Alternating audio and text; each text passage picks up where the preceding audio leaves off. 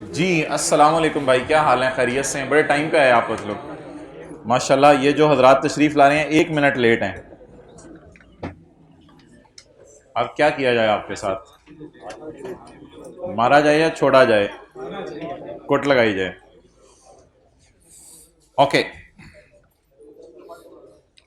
अच्छा मोहतरम, पहले आपको थोड़ी देर शर्म याद दिलाई जाएगी। अगर आ गई तो ठीक है, नहीं तो फिर दिलाई जाएगी। वो हजरात हाथ खड़ा करें जिन्होंने पेज 486 और पेज 487 घर जाके एक दफा पढ़ लिया है। अगर आप पेज 486 और 487 नहीं पढ़ा आपने, तो आप आई क्या बबलू को खुद बुला रहे हैं, बबलू आ मुझे मार। यार हद होगी। कितने लोग आज पेज 486 और 487 जाके पढ़ लेंगे और फिर आज वाला काम भी करेंगे? हद होगी यार। खुद अपने ऊपर लोड डाला हुआ है आपने। यार ये लेटते लेटते ना ऐसी आंख लगने वाली हो तो बंदा, यार जरा किताब पढ़ाई साथ वाले को, यार जरा किताब पढ़ाई। चल यार पेज 486 487 488 पढ़ लिया। और यार बाकी बातें छोड़े, मैं आपको भी 3 मिनट दूं, आप पढ़ लें, लेकिन मैंने देने कोई नहीं। तो हद हो गई। अच्छा, शेयर कैपिटल का नोट दोबारा जाके बना लिया था? अच्छा, वो जो क्रेडिटर वाला वो था, क्रेडिटर वाला नहीं, डायरेक्टर, और वो जो वो वाला था, वो वाला नोट जाके देख नहीं नहीं, अब मेरा सवाल बदल रहे हैं। देख लिया था, देख लिया था एक दफा, ये देखा भी नहीं था। अच्छा चलो बाकी सारी बातें छोड़ो। ये बताएं कि आपको ये पता है कि कल जो है वो लेक्चर 105 हुआ था, ये पता है? और कल हमने सब पहले ये पेज पढ़ा था, फिर क्वेश्चन 2 किया था, फिर शेयर कैपिटल का किया था, फिर कैपिटल रिजर्व, रेवेन्यू रिजर्व की डेफिनेशनें पढ़ी थी, फिर लॉन्ग टर्म लोन्स का किया था, फिर हमने लीगल स्टेटस और nature of business, statement of compliance, accounting convention और summary of significant accounting policies पढ़ी हैं। ये पता है आपको? अल्हम्दुलिल्लाह अल्हम्दुलिल्लाह, शुक्र है।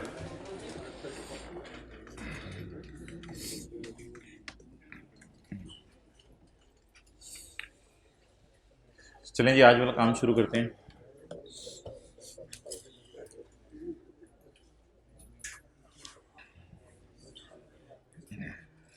लेक्चर नोट्स निकाल लें,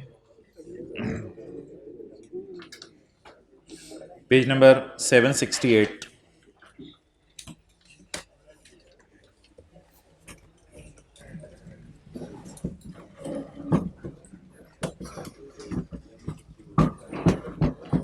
आज ही हमने के डिस्क्लोजर्स हमने कर लिए हैं, शेयर कैपिटल के भी डिस्क्लोजर हमने कर लिए हैं। आज लाइबिलिटीज के डिस्क्लोजर करने हैं। दांत अंदर कर लो, ताकि कोई बात हंसे तो फिर पता चले ना, हर वक्त ये हंसने पे लगे। इलस्ट्रेटिव गाइडेंस ऑन लाइबिलिटीज, यानी कि इसका नोट किस पैटर्न पे बनना है। होंडा कार एक कंपनी है, पेज नंबर 768। जरूरतें टाइम पे पूरी करके क्लास में आया करो। पेज 768, बस चल पड़ी है, बस रुकवा के मैं आई। पेज 768। अच्छा जी, इक्विटी एंड लायबिलिटीज के अंदर आ रही होती हैं, दे दो उसका बैग। इक्विटी एंड लायबिलिटीज के अंदर आ रही होती हैं non current liabilities. Attentive attentive, non current liabilities. Non current liabilities में क्या आ रहा होता है? Long term loan. इसके बाद करंट लायबिलिटीज में आ रहा होगा current portion of long term loan. Short term loan भी आ रहे होंगे करंट लायबिलिटीज में। अनक्लेम डिविडेंड, यानी हमने अपनी तरफ से देने को तैयार हैं, कोई भी लेने नहीं आया, या किसी शेयर होल्डर का कोई मसला पड़ा हुआ है, और अनपेड डिविडेंड हमने अनाउंस कर दिए, लेकिन अभी हम दे नहीं रहे। लोग आ रहे हैं, अभी हम दे नहीं रहे, 1-2 दिन बाद हम देना शुरू करेंगे। तो अनक्लेम डिविडेंड और अनपेड डिविडेंड बैलेंस शीट के मुंह पर अलग अलग नजर आना चाहिए। ये बैलेंस शीट का मुंह है equity and liabilities, non current liabilities. अपने समझने के लिए यहां बेशक लिख लें डेफर्ड टैक्स लायबिलिटी, ताकि जहन में आपको लगे ये बैलेंस शीट बन रही है।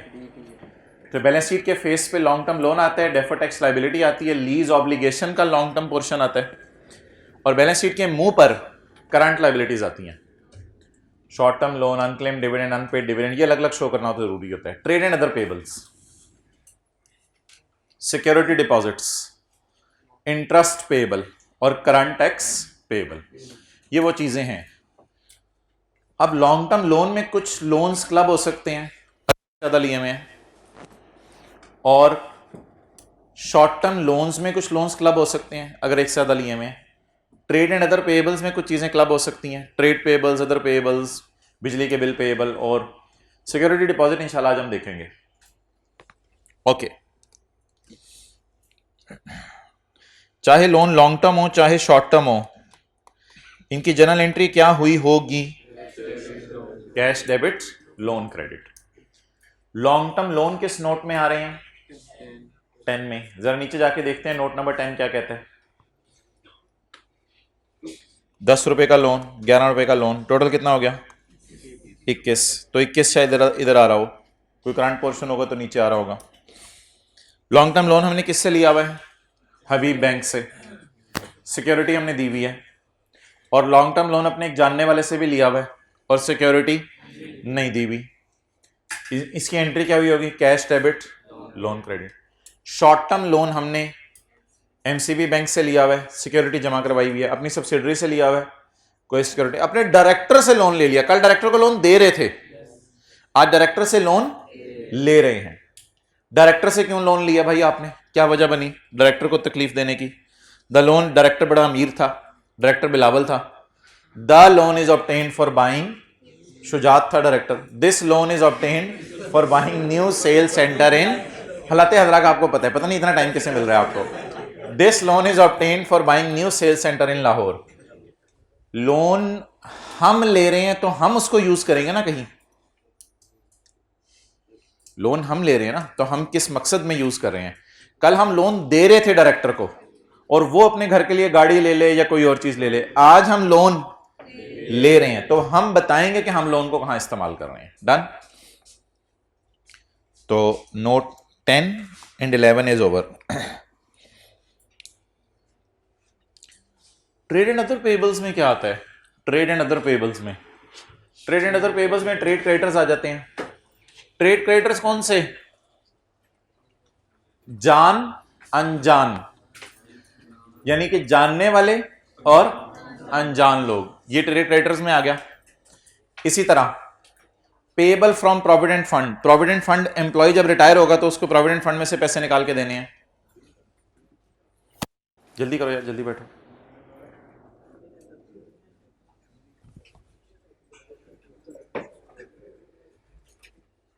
तशरीफ रखें भाई।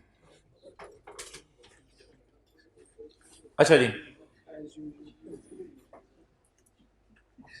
ये जो डिपॉजिट्स आ रहे हैं, ये जिसको एडवांसेस फ्रॉम कस्टमर्स कहते हैं, होंडा की फाइनेंशियल स्टेटमेंट्स में इसके पीछे एक एंट्री हुई होगी। सरासिफ ने कहा मैंने अगले साल गाड़ी लेनी है, तो होंडा ने कहा पैसे अभी, सरासिफ ने कहा जान दो, उन्होंने कहा नहीं तुसी जान दो, पैसे दे दो।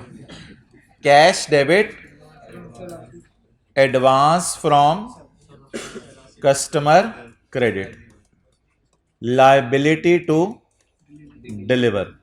ये किसकी बुक्स हैं? होंडा की बुक्स हैं। इसे क्या कहते हैं? एडवांस फ्रॉम कस्टमर्स या एडवांस टू सप्लायर्स?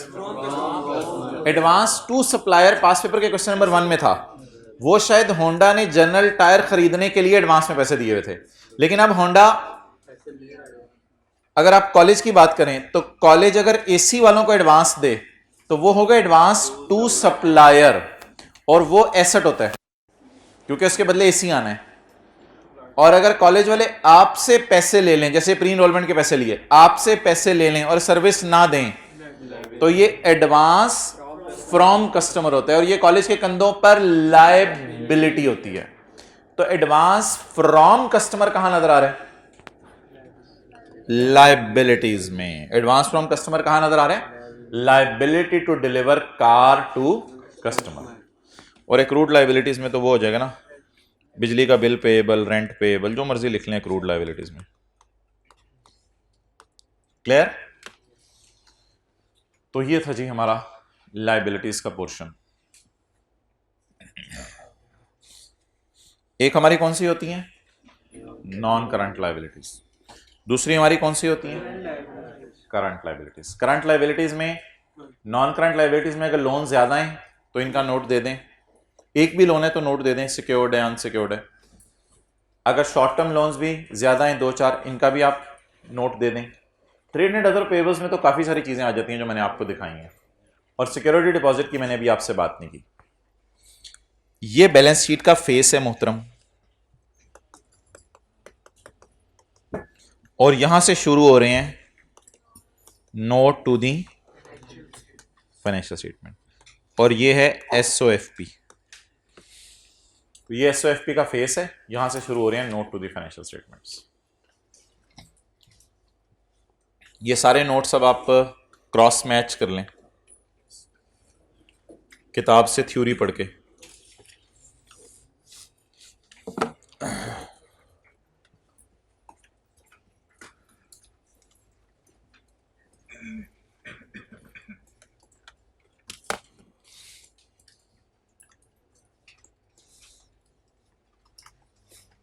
कौन सा पेज होगा, 460,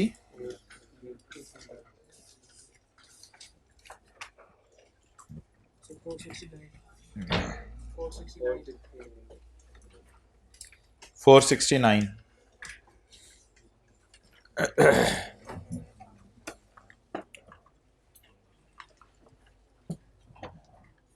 अमाउंट, यार लाइबिलिटीज के लिए ड्यू का मतलब क्या होगा, रिसीवेबल या पेएबल?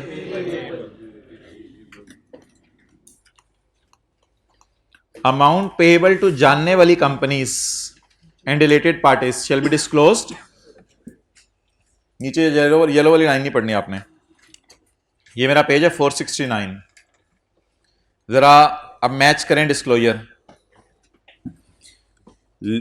अमाउंट से मुराद फर्ज कर लें लोन, लोन पेएबल टू जानने वाली company shall be disclosed separately.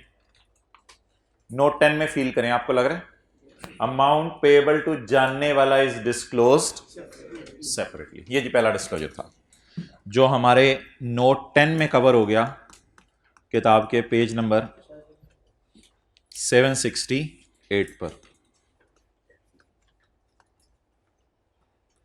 Yellow वाली लाइन छोड़ें। Current liabilities, current liabilities, following items shall be disclosed as a separate line item. Payable due to provident fund, provident fund की वजह से। Payable from provident fund ज्यादा अच्छा लफ्ज है। Payable due to provident fund, employees को retirement के वक्त पैसे देने हैं। ये हमने ट्रेड एंड अदर पेएबल्स में डाल दिए हैं। ये आमतौर पर लोग ट्रेड एंड अदर पेएबल्स में डाल देते हैं। Okay, deposits, accrued liabilities and advances. Deposits, accrued liabilities and advances, और इनकी नेचर भी मैंने आपको समझा दिया एग्जांपल्स देके। एडवांस डिपॉजिट एक ही चीज होती है, सर आसिफ ने पैसे डिपॉजिट कर दिए हैं कि फ्यूचर में हमने क्या डिलीवर करनी है, इनको कार डिलीवर करनी है। लोन, करंट लाइबिलिटीज की बात चल रही है। Loan from banking companies, loan from related parties.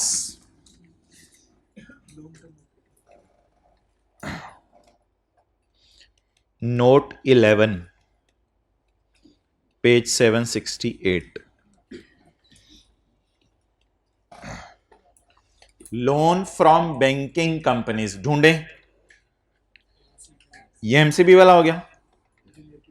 Loan from related parties, subsidiary और डायरेक्टर वाला हो गया।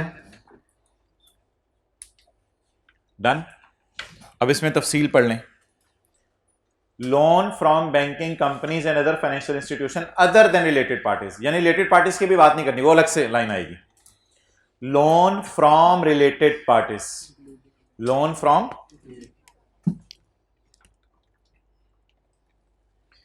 ये पॉइंट 3 हो गया और ये दोनों पॉइंट नंबर 4 हो गए। पेज नंबर ना ना ना ना 7 पे तो खुद है हम। 460, इसे कहते हैं क्रॉस रेफरेंसिंग। इधर वाली चीज को उधर रेफरेंस कर रहे हैं, उधर वाली चीज को इधर रेफरेंस कर रहे हैं। इसका नाम बताएं। Loan from loan from banking companies and financial institutions. इसका नाम बताएं, loan from related parties.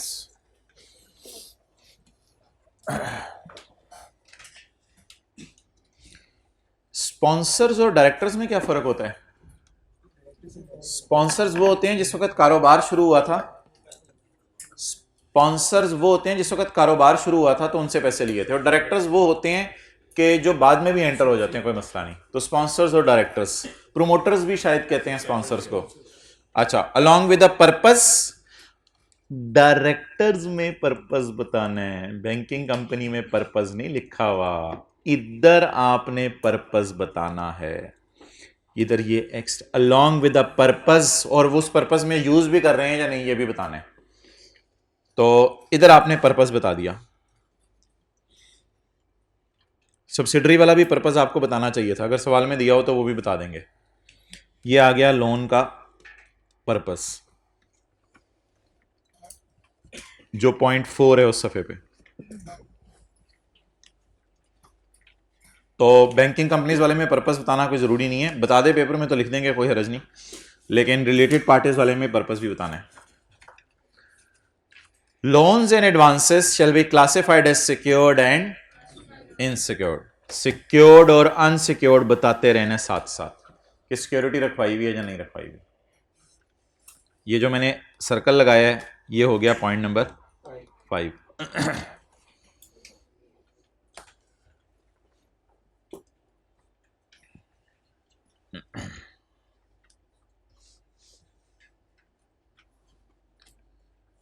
Clear? ये थे जी लाइबिलिटीज के डिस्क्लोजर्स। एक डिस्क्लोजर छोटा सा रह गया,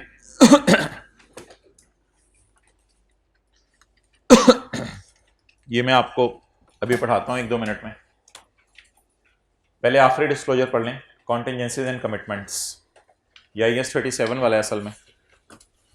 इन describing a legal case under any court, agency और गवर्नमेंट अथॉरिटी, वेदर लोकल और फॉरेन, बाहर के मुल्क में भी केस हो सकते हैं, पाकिस्तान में भी। Name of the court, high court, supreme court, users को बताएं।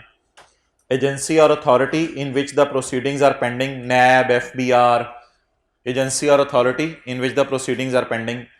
द डेट इंस्टीट्यूटेड, क्या मतलब, जिस दिन आपके खिलाफ केस हुआ। द प्रिंसिपल पार्टीज, वो था और मैं था, the principal parties. And a description of the factual basis, क्या केस है, चक्कर क्या है, क्यों आपके खिलाफ केस हुआ है, of the proceeding. And the relief sought, और जज साहब ने आपके हक में क्या फैसला सुनाया है। जज साहब ने कह दिया आप जज साहब ने आपके हक में क्या फैसला सुनाया है। द रिलीफ सॉट, रिलीफ तो शायद PTI वालों के लिए है, तो रिलीफ सॉट। तो ये भी एक डिस्क्लोजर है। इसमें अंडरलाइन आपने कितनी बातें की हैं? काफ़ी सारी हैं, 5-6 मुझे तो लग रही हैं। एजेंसी और गवर्नमेंट अथॉरिटी, वेदर लोकल, इन नेम बताने, एजेंसी और authority in which proceedings are pending, name of court, वही सेम ही बात हो गई। Date, principal parties, factual basis क्या है, और रिलीफ सॉर्ट। को 5-6 चीजें होगी जो आपने यूजर को बतानी है।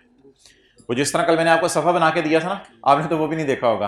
वो क्या, जिस तरह कल आपको सफा बना के दिया था, उस सफे में अगर कंटिजेंसी एंड कमिटमेंट्स का लफ्ज़ ऊपर लिखा जाए तो नीचे फिर ये 6 पॉइंट लिखे जाएंगे डॉट बना के। डन। तो ये किसके बारे में बताने हैं? लीगल केसेस के बारे में। अच्छा जी, अब ये हमारा आखिरी डिस्क्लोजर है। वी आर वेरी लकी, यार उसको उठाओ उधर पहली रो में। वी आर वेरी लकी कि मैंने आपको कहा था फाइनल अकाउंट के 2 सवाल मैंने आपको करवाने हैं, तो उसमें से एक सवाल करवाने का आज टाइम मिल गया है। तो एक सवाल आज हम कर लेंगे, मेरे ख्याल से टाइम नहीं बचना था, लेकिन एक सवाल आज कर लेंगे, दूसरा फिर एक रह जाएगा, वो फिर किसी दिन टाइम मिला तो करेंगे। कल से इन एनी केस हमने IFRS 15 शुरू करना है, उससे ज़्यादा डिले नहीं हो सकता। तो एक सवाल आज फाइनल अकाउंट का मैं आखिरी करवाऊंगा। ये डिस्क्लोजर है एक, सिक्योरिटी डिपॉजिट्स क्या होते हैं। होंडा कार से इसने वसीम अकरम को डीलरशिप दी, वसीम अकरम को डीलरशिप दी और शेख रशीद को डीलरशिप दी। कराची में वसीम अकरम को डीलरशिप दे दी और इस्लामाबाद में शेख रशीद को डीलरशिप दे दी। अब आप मुझे बताएं, क्या होंडा खुद गाड़ियां बेचेगा या डीलर्स के शोरूम्स में रख के बेचेगा? डीलर्स के शोरूम में। तो होंडा खुद कौन है? मैन्युफैक्चरर। और ये लोग कौन है? डीलर। अब जब होंडा इनके पास अपनी गाड़ी रखवाया करेगा तो होंडा के दिल में डर होगा कि ये गाड़ी रख लेगा और रख के कस्टमर से पैसे लेके मुझे नहीं देगा। इस डर को कवर करने के लिए डीलरशिप का जब एग्रीमेंट साइन होता है तो वसीम अकरम को कहा जाता है भाईजान 50 करोड़ रुपया जमा करवाएं, 50 करोड़ रुपया जमा करवाएं, हम आपको डीलरशिप देते हैं। तो शेख रशीद को भी कहा जाता है भाईजान चलें आपके लिए 49 करोड़ कर देते हैं, तो आप 49 करोड़ जमा करवाएं, हम आपको डीलरशिप देते हैं। ये सिक्योरिटी है, अमानत है। इसका मतलब ये नहीं कि अब गाड़ियों के पैसे नहीं देने। अब जब डीलर गाड़ी बेचा करेगा वो पैसे अलग दिया करेगा, तो ये पैसे एक तरह की सिक्योरिटी टाइप चीज है। 10 साल 15 साल बाद वसीम अकरम कहते हैं मैं डीलरशिप कैंसिल करता हूं, तो ये पैसे वसीम अकरम को वापस मिल जाएंगे। तो वो जो भी वैल्यू प्रिंसिपल सेम अमाउंट होती है। तो बता दें जी, होंडा की बुक्स में क्या एंट्री होगी? Cash debit, security deposit, payable, credit. अगर पेएबल विद इन 1 ईयर है, कई दफा होता है पेएबल ऑन डिमांड कि अगला बंदा कहते हैं मैं किसी भी और डीलरशिप कैंसिल करा लूंगा, फिर तो आप करंट लायबिलिटीज में शो करें। और अगर उसने कहा है कि पेएबल ऑन डिमांड नहीं है, 10 साल तक मैं नहीं मांगूंगा, फिर कहां शो कर दें? तो may be it is a current liability and may be it is a non current liability. 50 crore Sheikh Rashid को फारिग करते हैं, खाली वसीम अकरम वाली मिसाल काफी है। अच्छा जी, अब ये जो पैसा है, ये पैसा 50 का होंडा यूज कर सकती है अपने बिजनेस में या नॉट टू बी बिजनेस? बोलें जरा। नहीं, करंट नॉन करंट से कोई फर्क नहीं पड़ता। बस सवाल यह है कि ये पैसा होंडा अपने बिजनेस में यूज कर सकती है या नहीं। तो प्रेफरेबल तो ये है कि ये पैसा बिजनेस में यूज ना करें और इस पैसे को सेपरेट अकाउंट में रखें, सेपरेट बैंक अकाउंट। इस पैसे को सेपरेट बैंक अकाउंट में रखें क्योंकि ये पैसा अमानत है। इस पैसे को कहीं दराज में छुपा के रख दें, किसी ने आपको दिया हुआ है या आपने वापस करना है, इसको सेपरेट बैंक अकाउंट में रखें। लेकिन अगर आपने यूज करना है तो इसकी भी इजाजत है, इसकी भी इजाजत है, कोई मसला नहीं है। लेकिन फिर आपके लिए जब पेमेंट करनी पड़ेगी तो मसला पड़ सकता है।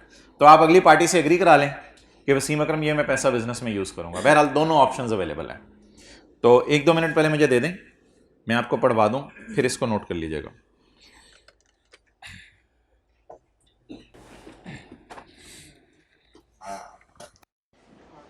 In respect of security deposit payable, अभी नोट नहीं करना कुछ। In respect of security deposit payable following shall be disclose. Honda की फाइनेंशियल स्टेटमेंट में डिस्क्लोजर्स आएंगे। नंबर 1, बाइफरकेशन, कितना पैसा आपने बिजनेस में यूज करना है और कितना यूज नहीं करना। Bifurcation of amount received, amount received में से कितनी है, इसको क्या करें? बाइफरकेट करें। Bifurcation of amount received security deposit,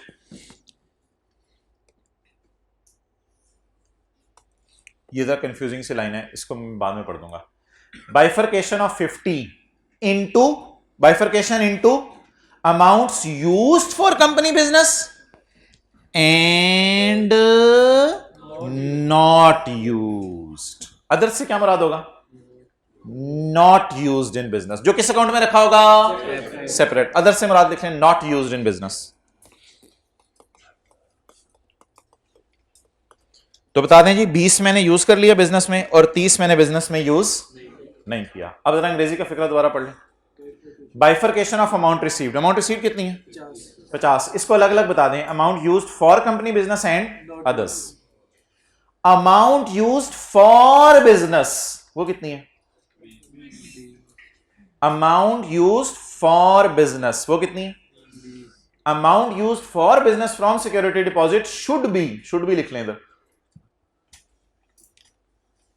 amount received for business from security deposit should be in accordance with the requirements of, लिखें उससे रिटर्न एग्रीमेंट करें, कॉन्ट्रैक्ट दो पार्टीज बनाए, उससे कहीं यार मादरत तेरा पैसा मैं इस्तेमाल करूंगा, और सारी रिक्वायरमेंट्स पूरी करें सेक्शन 217 ऑफ कंपनीज एक्ट 2017। इसकी कोई रिक्वायरमेंट्स होंगी एग्रीमेंट्स की, आपस में पार्टीज होनी चाहिए, साइन होने चाहिए, वो रिक्वायरमेंट्स पूरी करके ये लिख लें। ये कौन सी मनी है जो सेपरेट बैंक अकाउंट में रखनी है? ये जो दूसरी वाली होगी, नॉट यूज्ड इन बिजनेस वाली, नॉट यूज्ड इन बिजनेस वाली किस अकाउंट में रखवा दें? Separate account. हाँ हाँ, उससे कोई फर्क नहीं पड़ता। चलें जी, नोट कर लें। इंटरेस्ट का भी एग्रीमेंट हो सकता है अगर हाई कि तुमने रखना है मैंने रखना है, जो भी है। ये नोट कर लिया आपने? चलें अब ये नोट कर लें।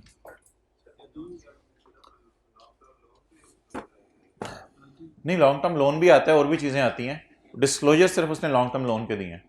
डीटीएल भी आता है, प्रोविजन फॉर ग्रेच्युटी भी आती है, प्रोविजन फॉर वारंटी भी आ जाती है। हाँ हाँ, वो उसी के हैं सिर्फ।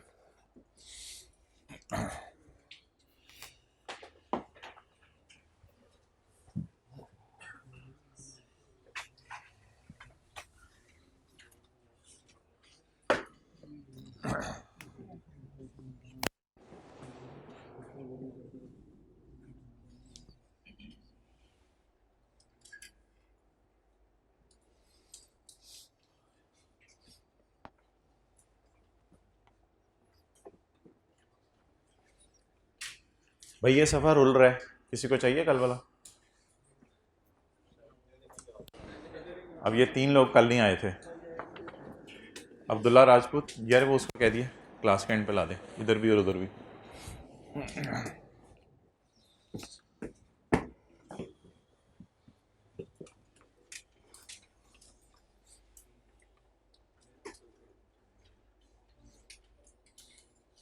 ये गाड़ियों के पैसे नहीं है, गाड़ियां जब बेचेंगे तो वो अलग पैसे देगा होंडा को, ये सिर्फ अमानत के तौर पे डीलरशिप लेने के पैसे हैं।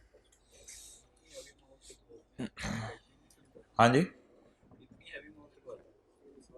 कम भी हो सकती है, किया कि ले लो डीलरशिप आप।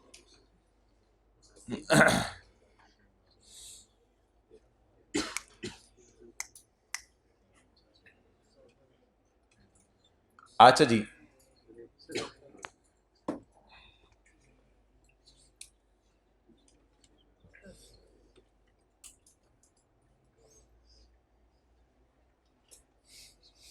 अब इसमें कोई डिस्क्लोजर एज सच करना नहीं है आपने कुछ, इसमें एज इट इज अंग्रेजी दी होगी, वो एज इट इज उठा के आपने लिख देनी है।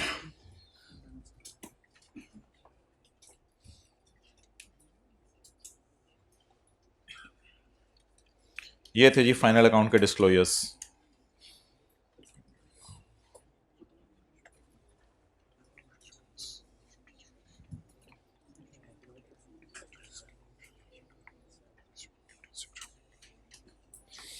अच्छा जी, ये आई कैप ने जहां से कहीं से उठाया है तो वहां ये लॉन्ग टर्म पेबल्स में आ रहा है, ब्रैकेट में पेबल लिख लें, ये लॉन्ग टर्म पेबल्स में आ रहा है, लॉन्ग टर्म में। और इसका डिस्क्लोजर क्या आई कैप ने बना के दिया, these represent security deposit receive from dealers whereby virtue of agreement, अब ये इंग्लिश में याद कर लीजिएगा, which by virtue of agreement are interest free, यानी हमने उसको इंटरेस्ट कोई नहीं देना, उसका पैसा बस हमारे पास पड़ा रहेगा। These are payable on cancellation of dealership contract with dealers। मेरे ख्याल से तो इस तरह की इंग्लिश सवाल में ही लिखी होगी, उसे कॉपी पेस्ट करना होगा। with dealers and cannot be used for the purpose of business, और बिजनेस के लिए यूज नहीं किए जा सकते, इसलिए फिर कहां रखवाने पड़ेंगे?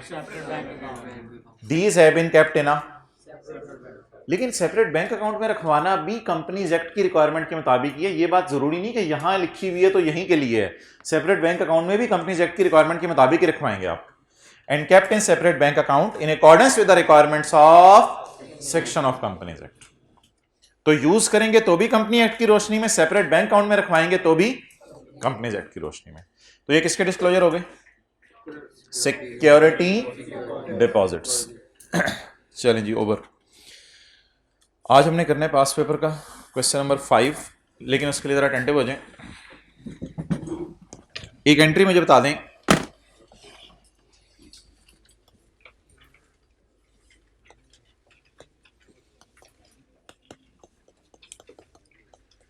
इन्वेस्टमेंट इन shares brought down 100, carry down 100, 150, 160 कर दें, 160। ये हमने गेन रखना है फेयर वैल्यू थ्रू ओसीआई। हमने सोचा गेन रखना है fair value through OCI. Irrevocable designation कर लिया। आईएफआरएस 9 का लेक्चर 1। गेन कितना आ रहा है? कितना? 60। खुदा ना खास्ता पेपर में टैक्स रेट दे दे, पेपर में टैक्स रेट दे दे तो 60 रुपए की एंट्री क्या होगी? एक एंट्री आपको याद है, एसेट डेबिट, डीटीएल क्रेडिट और सरप्लस इन ओसीआई क्रेडिट। ये एंट्री आपको याद है? 100 रुपया, 30 रुपए, यूजर का 70 है। जरा कोशिश करें 60 रुपए की एंट्री बनवाने की।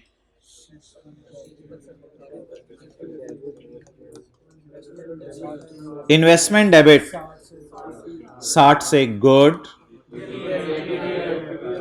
डीटीएल क्रेडिट 60 का 30%, 18।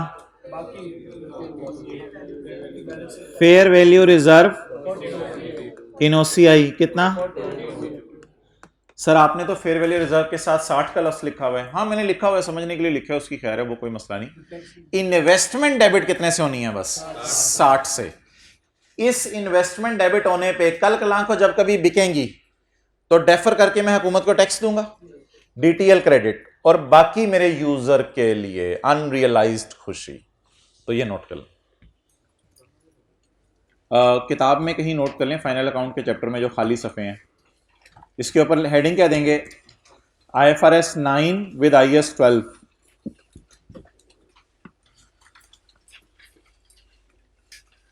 ये मैंने क्या कराई है आपको?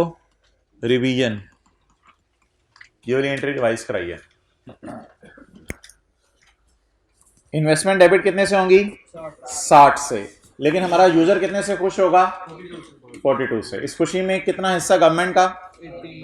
18। और अगर इसी तरह लॉस आ जाए तो उल्टी एंट्री हो जाएगी। लॉस आ जाए तो उल्टी हो जाएगी। अजीब सी बात है ना, क्या करो।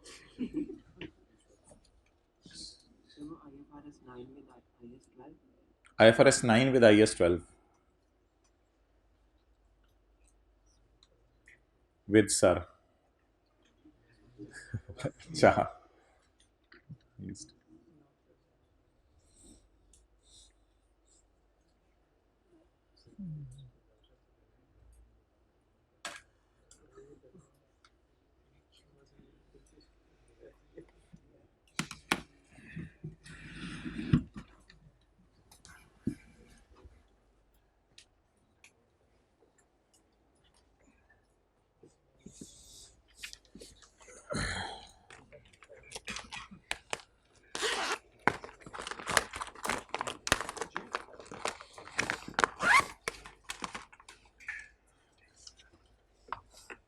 ओके, चलें जी, खोलें पास पेपर का क्वेश्चन 5। 4 होगा, शाहीन वाला है।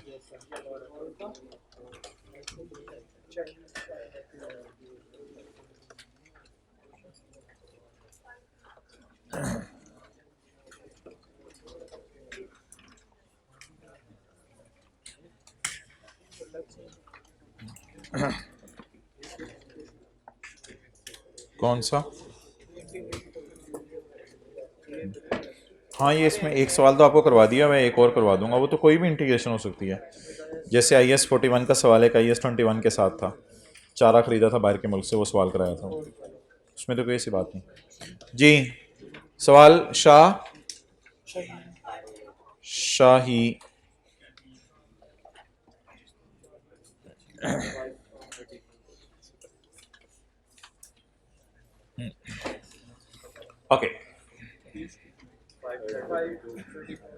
520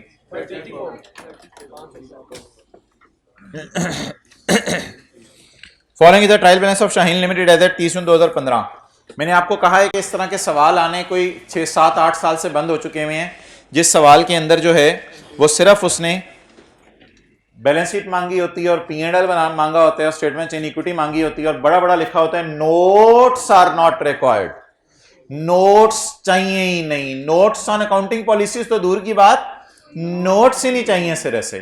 तो N1, N2, N3 की बजाय जितना काम होगा working 1, working 2, working 3। Okay, sale manufacturing cost कहां चली जाएगी? कॉस्ट ऑफ सेल में। सेलिंग एंड डिस्ट्रीब्यूशन सेलिंग में। एडमिन में। ओपनिंग स्टॉक, इंटरेस्ट एक्सपेंस, ये ना करंट टैक्स पेबल आ रहा है, लेकिन ना करंट टैक्स एक्सपेंस हमें डेबिट पे नजर नहीं आ रहा सेम अमाउंट से। तो सीटी ना कहीं छुपा नहीं हो सकता कि एडमिन में छुपा होगा, अनलेस के सवाल बता दे। तो ये ना सीटीपी आ रहा है, पहले तो लिख लें सीटीपी, और ये पेबल आ रहा है करंट टैक्स पेबल। ये जो करंट टैक्स पेबल आ रहा है ना, अगर तो ये इस साल का होता ना तो फिर इसका करंट टैक्स एक्सपेंस भी नजर आ रहा होता। क्या नजर आ रहा है कहीं current tax expense same amount से? करंट टैक्स एक्सपेंस नजर ही नहीं आ रहा ट्रायल के मुंह में। अगर पेबल क्रेडिट हो गया तो डेबिट क्या होना चाहिए था? करंट टैक्स एक्सपेंस, लेकिन करंट टैक्स एक्सपेंस नजर, तो अदर इंफॉर्मेशन जाके बताएगी ये पिछले साल का पेबल है, अभी तक पे नहीं हुआ, उसकी फिर को वजह भी बताएगी। अदर इंफॉर्मेशन बताएगी ये पिछले साल का पेबल है, अभी हमें इल्हाम नहीं हुआ। लेकिन फिलहाल एक चीज हमारे जहन में आ गई कि पेबल नजर आ रहा है लेकिन डेबिट साइड पे इसका एक्सपेंस नजर नहीं आ रहा, तो पता नहीं ये पेबल क्यों आ रहा है। ये 2000 की फिगर याद कर लें। अच्छा, इन दोनों का आपस में कोई ताल्लुक नहीं होता, ये एडवांस टैक्स है। एडवांस टैक्स ना आपने बस चुप करके पेपर में करंट एसेट्स में शो कर देना है। करंट एसेट्स में वो ये होता है कि हुकूमत के बंदे ना हमारे पास आते हैं और हमारे पास आके ना साल के दरमियान ही कभी टैक्स लेके चले जाते हैं, तो ये करंट एसेट में शो करना है। और एंड पे बैलेंस शीट की एक चीज़ मैं आपको बताऊंगा, उससे ये बात ज़्यादा क्लियर होगी। फिलहाल इसको आप करंट एसेट्स में शो कर दें। ये एडवांस में आपने कोई टैक्स प्रीपेड लिख लें, प्रीपेड इनकम टैक्स। तो प्री पेमेंट्स कहाँ आती हैं?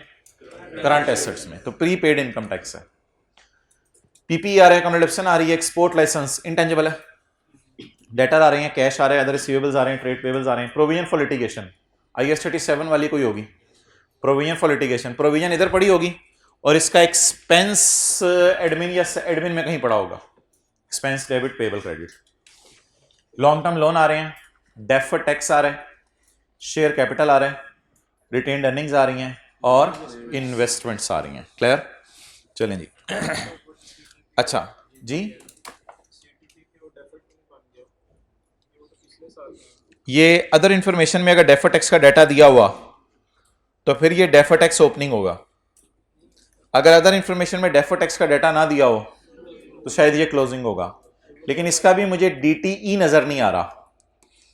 ये तो लाइबिलिटी होगी ना, डेफर्ड टैक्स लाइबिलिटी। अगर खर्चा होता तो वो नजर आता, ये डेफर्ड टैक्स लाइबिलिटी या एसेट अकाउंट होगा। बैलेंस शीट में हमेशा एसेट या लाइबिलिटी नजर आ रहा होगा ट्रायल में, अनलेस के सवाल बता दे ये एक्सपेंस है। तो ये DTL है। अब DTE किधर है वो नहीं नजर आ रहा, इसलिए कि ये शायद DTL का ब्रॉड डाउन होगा।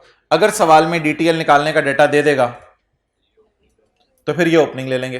अगर सवाल में ना डाटा दिया तो एज इट इज इसको उठा के लिख देंगे।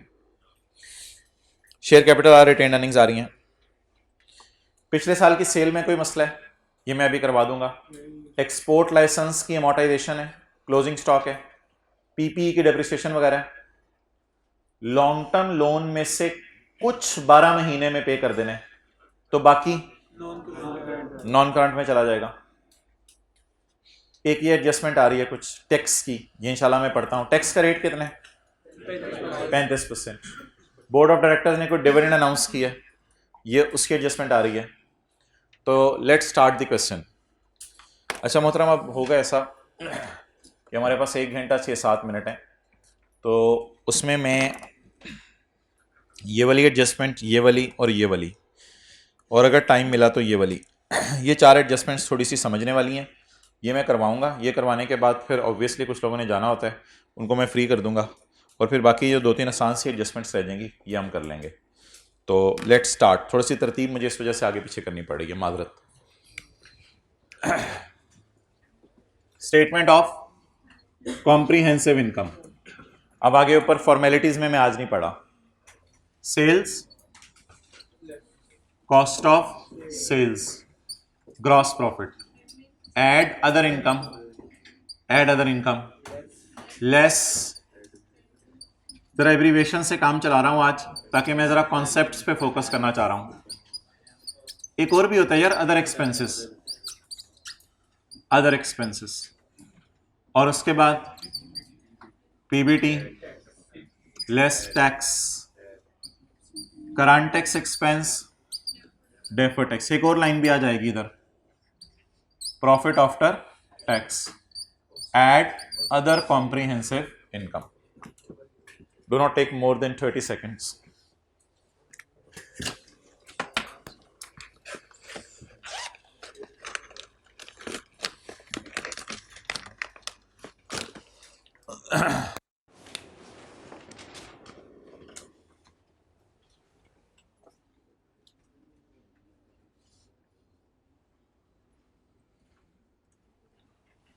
Statement of financial position.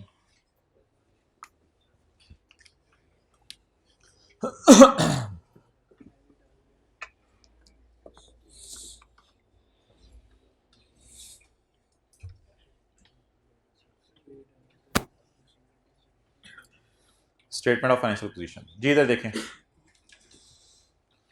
इधर नजर मार लें जरा। Current tax payable, advance tax, PP, export licence, debtor, cash, other receivables and prepayments, trade payables, provision, long term loan, defer tax, retained earnings और इन्वेस्टमेंट्स। कोशिश कर लें, कोशिश हो सका तो ठीक है, नहीं तो कोई इतना बड़ा मसला नहीं है। कोशिश कर लें चीज़ों की तरतीब अगर ऐसे हो जाए, चीज़ों की तरतीब अगर कुछ ऐसे हो जाए ना कि पीपी आ रहे हैं, वैसे हमारे सवाल में आज इंटेंजिबल्स आ रहे हैं, लॉन्ग टर्म लोन रिसीवेबल्स नहीं आ रहे, स्टॉक आ रहे हैं, अदर इंफॉर्मेशन में आ रहा है, सारी बात है, क्लोजिंग स्टॉक तो आएगा, डेटर आ रहे हैं, ठीक है। इसके बाद advances, deposits, pre payments and ये भी आ रहे हैं, शायद आ रहे हैं। इसके बाद कैश एंड बैंक बैलेंस भी आ रहा है। डन। अच्छा, कोशिश कर लें ये तरतीब अगर फॉलो हो सके, जैसे पी एंड एल में तरतीब फॉलो होती, इक्विटी, शेयर कैपिटल आ रहा है, हमारा शेयर प्रीमियम आ रहा है, हमारी इन्वेस्टमेंट्स हैं उन पे फेयर वैल्यू रिजर्व भी आएगा, नॉन करंट लाइबिलिटीज़ में हमारी जो है वो चीज़ें, मेरे ख्याल से लॉन्ग टर्म लोन एक आ रहा है, शायद लॉन्ग टर्म लोन आ रहा है। करंट लाइबिलिटीज़ में कोशिश कर लें अगर ये पैटर्न फॉलो हो सके कि पहले कोई करंट पोर्शन लिख देंगे, वो अनक्लेम्ड अनपेड डिविडेंड मैंने बताया था फेस पे शो होगा, ट्रेड एंड अदर पेबल्स तो आज ही मैंने देखा है, उसमें चीज़ें मर्ज होके आ जाती हैं, और इंटरेस्ट पेएबल, और एक और चीज़ भी आएगी प्रोविजन फॉर टैक्स और प्रोविजन फॉर लिटिगेशन भी आ जाएगी। तो जो मोटी मोटी चीज़ें हैं उनको हम अगर क्लब कर सके तो कर लेंगे, इतना कोई बड़ा मसला नहीं है। चलें जी, फेस बनवाना शुरू करें।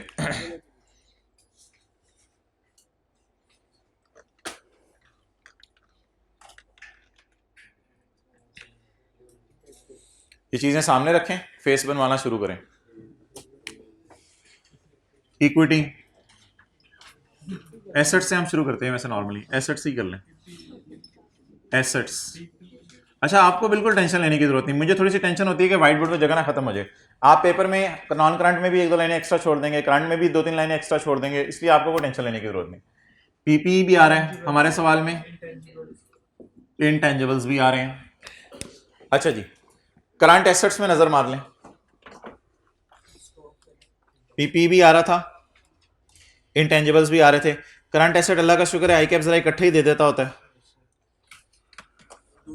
डेटर आ रहे हैं, advances, deposits, pre payments and other receivable खुद ही उसने इकट्ठे करके दे दिए, और कैश एंड बैंक आ रहा है, और अदर इंफॉर्मेशन में क्लोजिंग स्टॉक आ रहा होगा।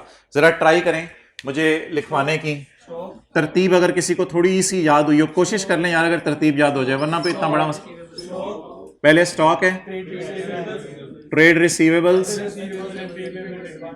एडवांसेस, डिपॉजिट्स, अगर उस तरह का आप लफ्ज़ लिखते हैं फिर तो बहुत ही आला हो जाएगा, लेकिन अगर नहीं भी लिखेंगे तो सवाल वाला लफ्ज़ भी चलेगा, advances, deposits, pre payments and, लेकिन आप मुझे सवाल वाला लिखवा दें वो ज़्यादा बेहतर है। वो मैंने इसलिए लिखवाया ना ताकि याद रहे यार, other receivables and pre payments, cash and bank. तो इक्का दुक्का लाइन आप छोड़ दें बेशक, कोई मसला नहीं। अच्छा जी, शेयर कैपिटल में क्या, शेयर कैपिटल आ रहा है, रिटेन्ड अर्निंग्स आ रही हैं, और नॉन करंट लाइबिलिटीज में क्या आ रहा है, साथ ही देखते हैं बार बार कहाँ आने, लॉन्ग टर्म लोन आ रहा है और डेफर्ड टैक्स लाइबिलिटी आ रही है। इक्विटी एंड लाइबिलिटीज आप पूरा लिख के डबल अंडरलाइन करके फिर इक्विटी की हेडिंग दीजिएगा। Share capital, retained earning, fair value reserve भी आ जाना है, उसकी जगह छोड़ देते हैं। आगे हमें कैसे पेपर में पता चलेगा, रीडिंग टाइम में 5 मिनट में आपने पढ़ा होगा। Non current liabilities, deferred tax liability आ रही है, लॉन्ग टर्म लोन आ रहा है, और कोई नहीं प्रोविजन फॉर लिटिगेशन अगर सवाल ना बताए तो कोर्ट केस के पैसे जल्दी देने होते हैं, उसको करंट लाइबिलिटीज में डाल दें। करंट लाइबिलिटीज, मेरे ख्याल से लोन का करंट पोर्शन भी था, भूल गया तो एंड पे लिख देंगे, कोई मसला नहीं। करंट पोर्शन था लोन का, और बाकी देख लें कोई नजर आ रहे हैं तो। Trade payable, provision for litigation, provision for taxation, और बस एडवांस इनकम टैक्स इधर डाल दो फिर, एडवांस इनकम टैक्स। वो इंशाल्लाह कोई मसला नहीं, हम 2-2, 3-3 लाइनें छोड़ के जा रहे होंगे, वो टैकल हो जाएगा। जी बोलें। ट्रेड पेएबल्स और प्रोविजन फॉर लिटिगेशन और प्रोविजन फॉर टैक्स, और अच्छा नाउ आई सजेस्ट यू कि पेपर में आपने ऐसे नहीं चलना। मेरे पास तो व्हाइट बोर्ड में जगह कम है, इसलिए मैं ऐसे चल रहा हूँ। पेपर में क्या तरीका होगा, पेपर में सारी हेडिंग्स खोल लेंगे, सारी हेडिंग्स खोल के पहले से देखना शुरू कर देंगे। इसको आप फौरन लिख देंगे करंट लाइबिलिटीज में, इसको करंट एसेट्स में, समझ आ गई पेपर में कैसे, इसको इंटेंजिबल्स में लिख देंगे, इन तीनों को। तो पेपर में अगर आप तरतीब से चलेंगे तो रहेगा, इस तरह हिट एंड ट्राई से तो नहीं पेपर में चल सकता। तो पेपर में आप तरतीब से सारी चीजें उठा के लिख दीजिएगा, लेकिन हर जगह 2-2 लाइनें छोड़ते जाइएगा, नॉन करंट में, करंट में, नॉन करंट में, करंट में। क्यों 2-2 लाइनें छोड़ते जाइएगा, अदर इन्फॉर्मेशन में से भी तो कोई चीज आ सकती है, और अदर इन्फॉर्मेशन को एक दफा रीडिंग टाइम जब आपने पढ़ लिया होगा तो वहां से भी अंदाजा हो गया होगा। और जगह ना भी बचे तो आपको बीच में छोटी सी लाइन डाल के फिट करना तो आता ही है। ओके, अब मैं एडजस्टमेंट्स की तरतीब अपनी चल रहा हूं, ताकि मैं जरा थोड़ी समझने वाली एडजस्टमेंट्स आपको पहले करवा दूं। The company has made an investment in Mayfair limited. वो जो इन्वेस्टमेंट्स नजर आ रही हैं कितनी है यार, 125। The company has made investments in Mayfair limited during the year and irrevocably elected at initial recognition as measured at FAT and the fair value at year end was 1 lakh। चलें जी, बिस्मिल्लाहिर्रहमानिर्रहीम। Working one, statement of equity की जगह छोड़ दी, छोड़ के working one, 6-7 लाइनें छोड़ के working one. P&L balance sheet, तीसरा सफा स्टेटमेंट ऑफ इक्विटी, 6-7 लाइनें छोड़ दें, वर्किंग वन। इन्वेस्टमेंट इन शेयर्स, ट्रायल में कितने, 125। ट्रायल आपको पता है रुपीज इन 1000 में है। अदर इंफॉर्मेशन में कितने, गेन को कहां लेके जाऊं, P&L के मुंह पे, अदर इनकम में या अदर कॉम्प्रिहेंसिव इनकम में। टैक्स रेट दिया हुआ है नहीं दिया हुआ, अब बबलू ऐसे ना 35% टैक्स रेट। फिलहाल आप 35% को इग्नोर करें, फिलहाल आप बैलेंसिंग फिगर निकाल लें। गेन आ रहा है, लॉस आ रहा है, लॉस आ रहा है।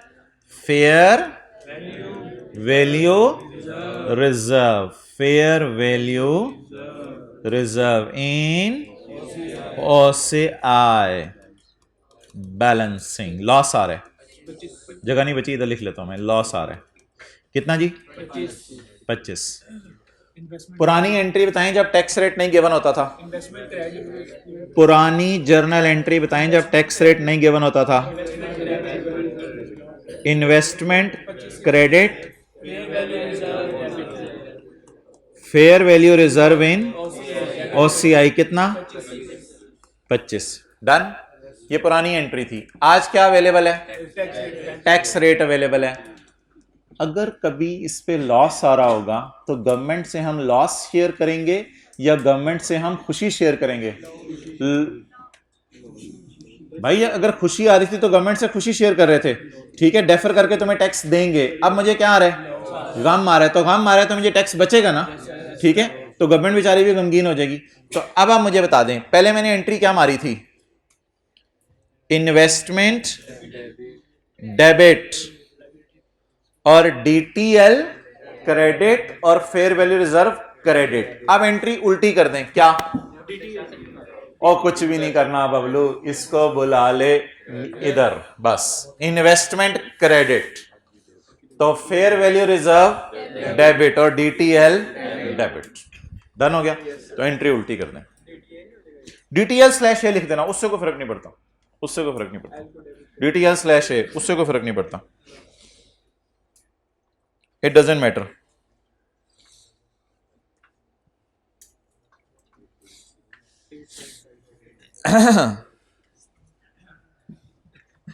इन्वेस्टमेंट कितने से क्रेडिट कर दी? 25 से। OCI net of tax debit करूं या ग्रॉस डेबिट करूं? Net of tax. ओसीआई में नेट ऑफ टैक्स लेके जाना है। 25 का 65%, 16.25 और बैलेंसिंग डीटीएल स्लैश है वो आपकी मर्जी है, उससे कोई फर्क नहीं पड़ता। बैलेंसिंग कर दें या फिर वो जो 35% है वो कर दें 8.75। राउंड करें जी फिगर्स। इसको अब मैं कितना कर दूं? 9 और इसको 16। चलें,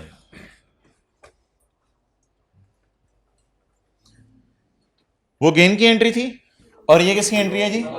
लॉस की एंट्री। जब मैं ये बेचूंगा तो मुझे लॉस आएगा, लॉस आने की वजह से मुझे टैक्स बचेगा, टैक्स बचेगा तो आज मैंने एसेट बना लिया है, एसेट डेबिट, या लायबिलिटी कम कर लिया, उससे कोई फर्क नहीं पड़ता, डीटीएल स्लैश ए से फर्क नहीं पड़ता। डन जी। तो वो पिछली एंट्री किसकी थी? गेन की, और ये एंट्री किसकी है? लॉस की। पोस्ट करवाएं, आज पोस्टिंग करवाएं, पोस्टिंग। इन्वेस्टमेंट क्रेडिट हो गई अल्हम्दुलिल्लाह, क्रेडिट हो गई 25 से। प्लीज प्लीज प्लीज इन्वेस्टमेंट ना क्रेडिट कराओ मुझे। इन्वेस्टमेंट क्रेडिट मैंने कर दी आपके सामने, ये कैरी डाउन 100 में लेके जाऊंगा। इन्वेस्टमेंट क्रेडिट कर दी, ये तंग ना करो मुझे, इन्वेस्टमेंट क्रेडिट कर दी मैंने। ये कहां लेके जाऊं? ओसीआई में। फेयर वैल्यू रिजर्व, यहां फेयर वैल्यू रिजर्व ना लिखा करें, यहां बस आप लॉस लिख दिया करें। फेयर वैल्यू लॉस आया कितना? 16।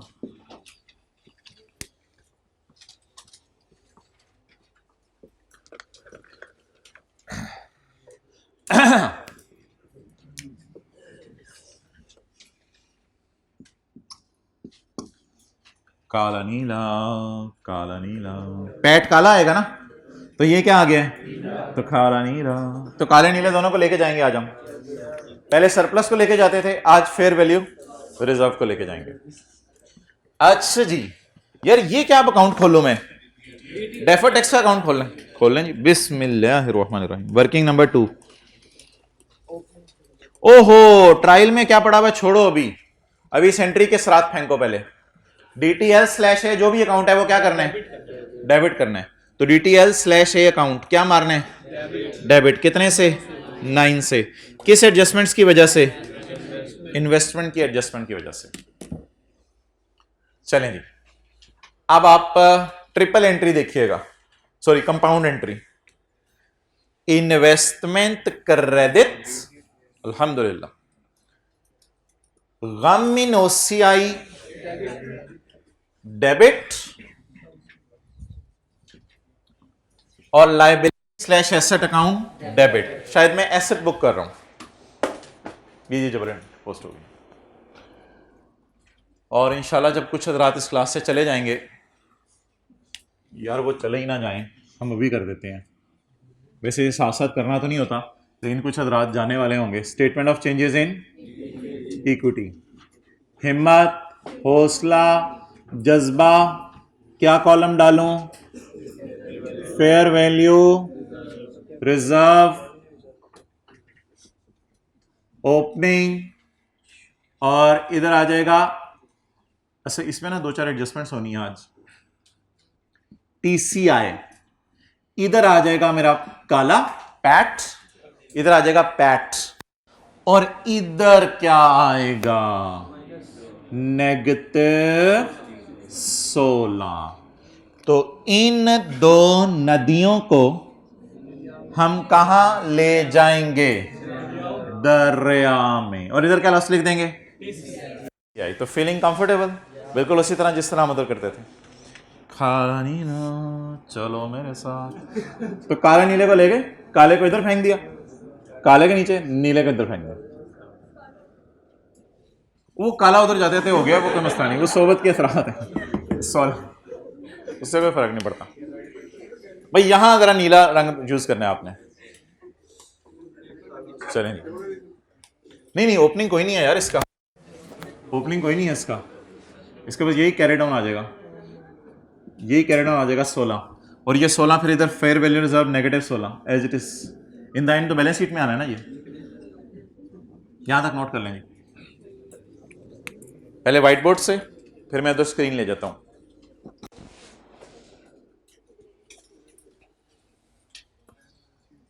कर लें हिम्मत, आप भी नोट कर लें, आज तोड़ दें कसमें नोट करने की।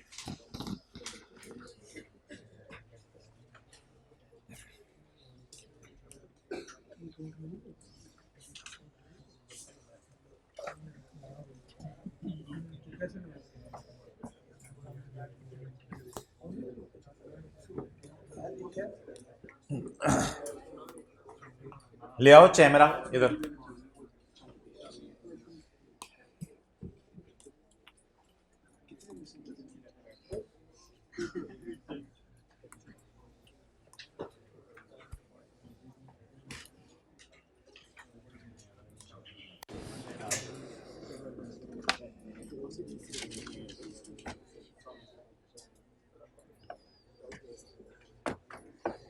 Okay. So guys come back,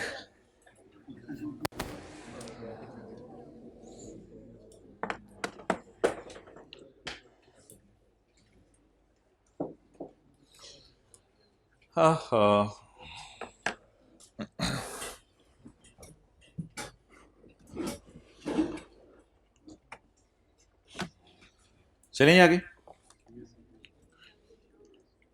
ये नोट करें, आप कर लें, ये जनरल एंट्री है वर्किंग 1.1,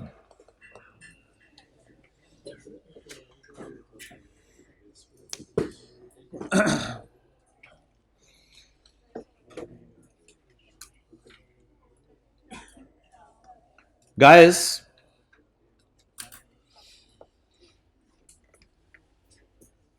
मैंने गाइस बोला, आप आगे, सुभान अल्लाह। गाइस गाइस आपसे एक बात करनी है क्लास के बाद। तो यार सारे जूबी। गाइस मिंगोरा वाला सवाल ढूंढे, मिंजोरा, मिंजोरा पेज नंबर 499, मिंजोरा पेज नंबर, ओ नहीं यहाँ नहीं होगा, क्वेश्चन बैंक में होगा, क्वेश्चन बैंक में मिंजो खाना है, मिंगोरा पेज 582।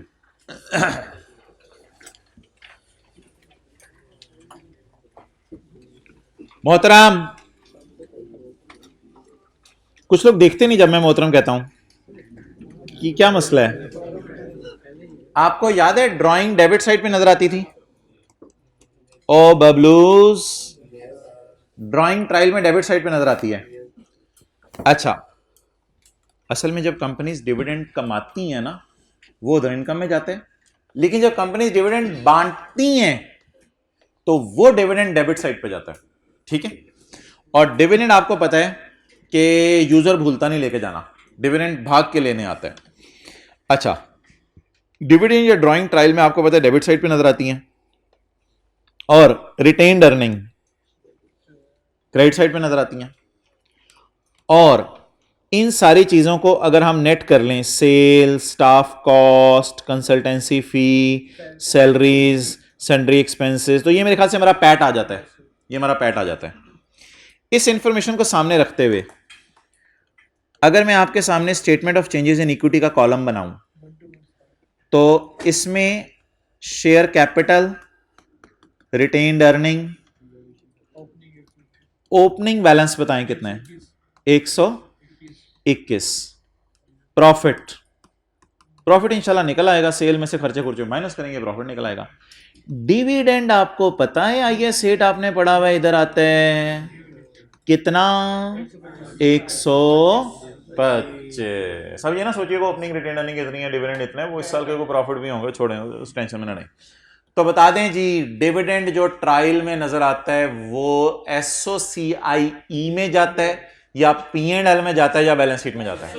अगर डिविडेंड इनकम आ रही होगी तो वो क्रेडिट साइड पे नजर आ रही होगी, वो मेरी अदर इनकम होगी। लेकिन ये डिविडेंड पेड है, मैं कमा रहा हूं या साल के एंड पे अपने शेयर होल्डर्स को बांट रहा हूं। तो बताएं डिविडेंड ट्रायल में कहां नजर आता है, डेबिट में, एसओसीआई में, ट्रायल में कहां नजर आता है, एसओसीआई में।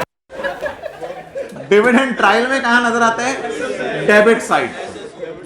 डिविडेंड ट्रायल में कहां नजर आता है, डेबिट साइड पे। और फिर P&L के मुंह पे जाते हैं या स्टेटमेंट ऑफ चेंज इक्विटी में माइनस होता है। जाएं हिम्मत करें, स्टेटमेंट चेंज इक्विटी बना लें। पेज कौन से, 582।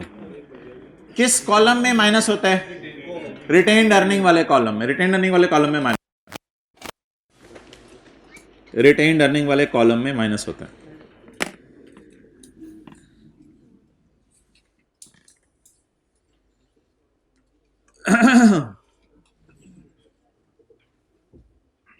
ये छोटा सा बना लेना statement change equity. Page number कौन सा है, 582। शायद आपने IS8 पढ़ा हो, आपको याद हो, डिविडेंड बांटना स्टेटमेंट चेंज इक्विटी में जाता है। IS8 FR 1 में नहीं पढ़ा था, statement of change equity, errors और वो सारा।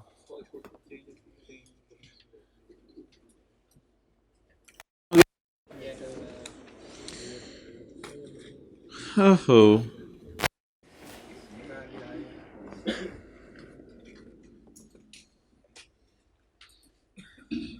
आसिम शुक्र, एक बात कर दूं आपसे, हाथ हिला दो जरा, ऊपर करके हाथ हिलाओ। अब हाफिज उमर पीछे देखें, आसिम शुक्र हाथ हिला रहे, दोबारा हाथ हिलाएं आसिम शुक्र, वेल डन। अच्छा, माय डियर,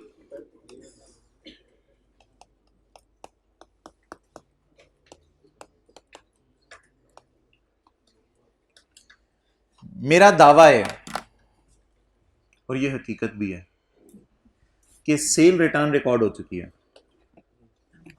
नजर क्यों नहीं आ रही, नजर क्यों नहीं आ रही? नहीं, असल में हुआ ये होगा कि सेल भी होगी और सेल रिटर्न भी होगी। ठीक है, कोई नहीं, इस तरह उसने शो कर दिया। तो मैं अगर दावा करूं कि सेल रिटर्न रिकॉर्ड हो चुकी है, तो ऑब्वियसली आप क्या कहेंगे, अच्छा ठीक है, इस पर सेल रिटर्न रिकॉर्ड हो चुकी है, फिर सेल ही क्या होकर नजर आ रही है मुझे, नेट होकर नजर आ रही है। बात समझ आई मेरी? तो कुछ अकाउंटेंट क्या करते हैं, सेल को क्रेडिट साइड पे शो कर देते हैं, सेल रिटर्न को डेबिट साइड पे, और कुछ क्या करते हैं, सेल को ही 120 पे शो कर देते हैं। डन। ये कॉन्सेप्ट जहन में रख के अब आप हमारे सवाल में वापस आ जाएं। जिथे दी डंकी और थे आन खलोती, पेज नंबर 535। नहीं, वो खोती ना बोला करें, उर्दू मुनासिब नहीं लेता लफ्ज़ खोती का। फिर वी डबल आई, ओहो 2 दफ़ा मैंने बोल दिया, सॉरी। कुछ नहीं, मैंने खोती मुंह से निकल गया था। वी डबल आई पढ़े जी, क्या हुआ, उर्दू बोलते हैं शर्म क्यों आया? पढ़े वी डबल आई।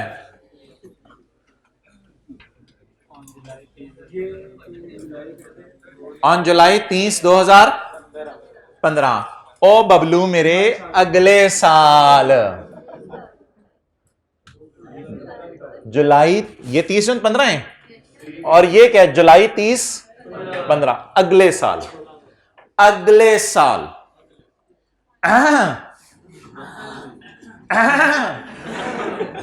जुलाई 30-15 इन अगले साल, ये अगले साल तो आपको पता है ना फाइनल डिविडेंड अनाउंस होता है हमारे प्रॉफिट्स में से, ये तो आपको पता है ये अगले साल की स्टेटमेंट ऑफ इक्विटी में जाता है, ये अगले साल की स्टेटमेंट ऑफ इक्विटी में जाता है, ठीक है, क्योंकि जो हमारे साल का फाइनल होता है, ये देखें, ये मेरे ख्याल से हमारे, ये नहीं जो ग्रीन लाइन मैंने लिखी है इसका मतलब है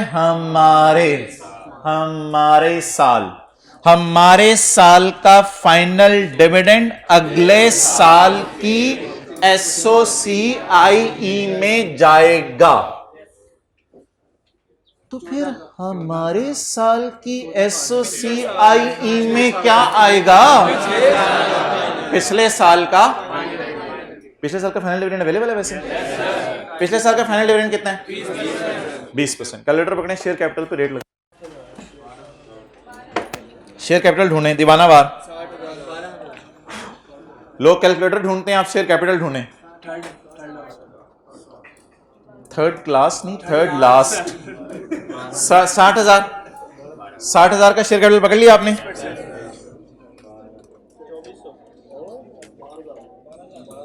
60,000 जरा 20%, कितना आ गया? 12,000। वो ऑलरेडी रुपीज इन 1000 है, ये ऑलरेडी रुपीज इन 1000 है, 60,000, ठीक है जी। एक बात कर दूं, मुझे कल याद करा दीजिएगा, रिवाइज करा दूंगा। IAS 10 कहता था ये वाला डिस्क्लोज करना है, ये वाला डिस्क्लोज करना है। अगर डायरेक्टर्स के साइन करने से पहले पता चल गया ना ये वाला डिस्क्लोज करना है, लेकिन डिस्क्लोजर्स का सवाल ही नहीं है, तो ये वाला डिस्क्लोज करना है, लेकिन ये बात कल याद कराइएगा, छोड़ने पर। फिलहाल मुझे बता दें, हम तो सिर्फ नॉर्मल सवाल, कितने लोगों को याद आ गई ये बात? डिविडेंड मस्ट डिस्क्लोज करना है, डिविडेंड मस्ट, लेकिन ये तो IAS 10 की बात थी, सॉरी वापस आए जरा। मुझे बता दें आपने क्या पढ़ा हुआ है FR1 के अंदर कि हमारे साल, हमारा साल कौन से? 30-15। तो इसमें किस साल का डिविडेंड रिकॉर्ड होगा?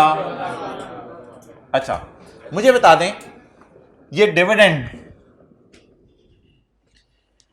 क्या अगर सवाल साइलेंट है तो ये डिविडेंड जो है वो पे हो गया होगा या नहीं पे हुआ होगा? पेड है। मैंने आपको कई दफा बताया, सवाल साइलेंट है तो डिविडेंड क्या है?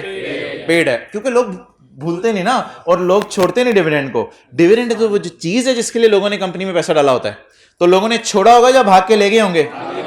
सवाल नहीं बता रहा एंट्री हुई है या नहीं हुई, लेकिन मैं आपसे साबित करूंगा आपको कि एंट्री हुई है। लोग डिविडेंड को छोड़ते हैं, नहीं छोड़ते, डिविडेंड भाग के आके लेते हैं। अब जाके दीवानावार डेबिट साइड पे डिविडेंड ढूंढें। दीवानावार का तरीका ये होता है कि आंख रख ली यहां पे, आंख रख ली यहां पे,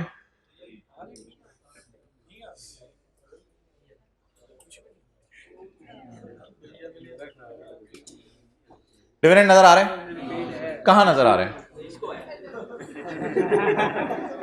अच्छा मुझे ये बताएं, अब सेल रिटर्न नहीं नजर आ रही, लेकिन मेरा दावा एक रिकॉर्ड हुई है। कहां कहां कहां कहां कहां? सेल से नेट हुई है। मेरा दावा है कि लोग डिविडेंड छोड़ते नहीं है।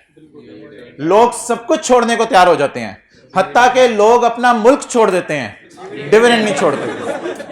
लंदन चले जाते हैं, डिविडेंड नहीं छोड़ेंगे।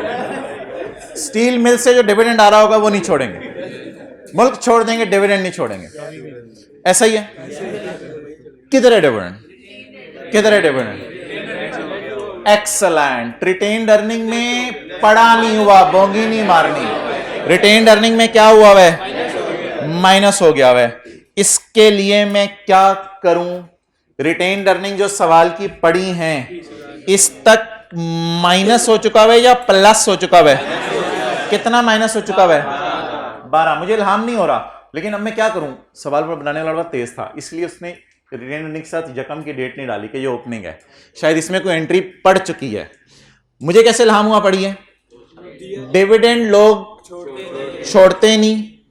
अगर डिविडेंड ले गए तो फिर डेबिट पे नजर आना चाहिए था। अगर डिविडेंड डेबिट पे नजर नहीं आ रहा तो रिटेन्ड अर्निंग को कम कर चुके हैं, लेकिन स्टेटमेंट ऑफ चेन इक्विटी में तो शो करना है इसको। अब कोई तरीका बताएं कि मैं 20,000 को ग्रॉसअप करके वहां डिविडेंड शो कर दूं? कोई तरीका बताएं। 20 की जगह यहां 32 लिख दूं, क्योंकि इसमें 12 नेगेटिव पड़ा होगा। 20 की जगह क्या लिखूं? 32, और फिर क्या माइनस करूं? कितना? अल्लाह का शुक्र है मैंने ट्रायल वाला 20 उठा लिया है, मैंने ट्रायल वाला 20, लेकिन प्रेजेंटेशन बेहतर कर दिया, सेल रिटर्न को अलग अलग करके दिखा दिया, या ओपनिंग और डिविडेंड को अलग अलग करके दिखा दिया। नोट कर लो। ट्रायल वाली फिगरें कितनी दफा उठानी होती है? एक दफा। ये 20,000 कितने आ रहे हैं? एक दफा। मैंने भी कितनी दफा उठाया? और आपको पता है इधर 2014 का फाइनल डिविडेंड आता है 15 में, तो अगर उसने स्टेटमेंट इक्विटी मांगी है तो फिर मुझे शो भी करना चाहिए। स्टेटमेंट इक्विटी तो बेटर प्रेजेंटेशन यही है कि इसमें डिविडेंड नजर आए। मुझे इल्हाम कैसे हुआ कि डिविडेंड जो है वो रिटेन्ड अर्निंग में कम हुआ है? क्योंकि डेबिट साइड पे नजर, और डिविडेंड लोग लेना भूलते नहीं।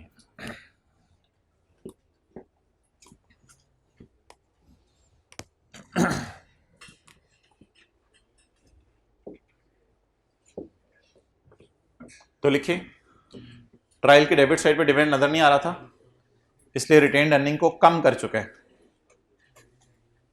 ट्रायल के डेबिट साइड पे डिविडेंड नजर नहीं आ रहा था, इसलिए रिटेन्ड अर्निंग को कम कर चुका है। तो हमने रिटेन्ड अर्निंग को बढ़ा दिया 12 से। ट्रायल की डेबिट साइड पे डिविडेंड नजर नहीं आ रहा, तो रिटेन्ड अर्निंग को कम कर चुका है, तो हमने रिटेन्ड अर्निंग को बढ़ा दिया। लेकिन दोबारा माइनस जरूर कर दें आप, क्योंकि डिविडेंड अनाउंस तो करना है ना।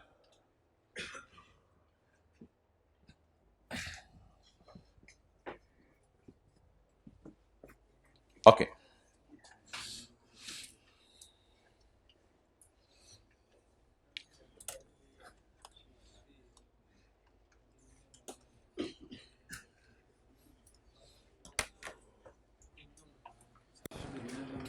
वीआई में आ जाए यार, वो ट्रायल में जाएं जरा, सीटीपी देखें, करंट टैक्स पेबल कितना पड़ा हुआ है? 2000 नजर आ रहे हैं? 2000। तो जरा ये देखें, क्या कहानी को समझ आ रही है आपको?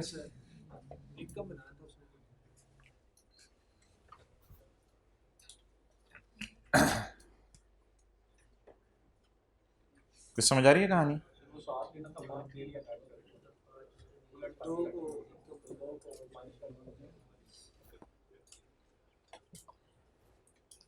अच्छा चले, मुझे ये बताएं, अगर एसेट फारग हो जाए तो उसे एक्सपेंस में डाल देते हैं। एसेट फारग हो जाए तो उसे, मोबाइल चोरी हो गया, एक्सपेंस डेबिट मोबाइल क्रेडिट, रोने लग जाएंगे। मोबाइल चोरी हो जाए, एसेट फारग हो जाए तो एक्सपेंस डेबिट एसेट क्रेडिट।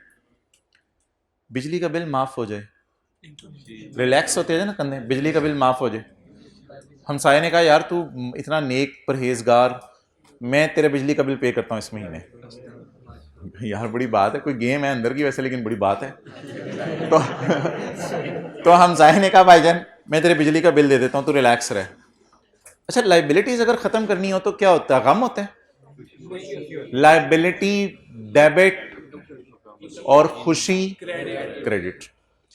पिछले साल हमने अंदाजा लगाया था ज्यादा टैक्स देने। शहबाज शरीफ ने कहा तू जिगर है अपना, बढ़िया अपना क्रिकेट खेलता था अपने साथ, छोड़ यार इतना ज्यादा टैक्स ना दे। पिछले साल लाइबिलिटी ज्यादा बुक की भी है, इस साल लाइबिलिटी जब वापस करने गए तो अगलों ने कम पैसे मांगे। आप बता दें मैं क्या बुक करूं? खुशी बुक करूं?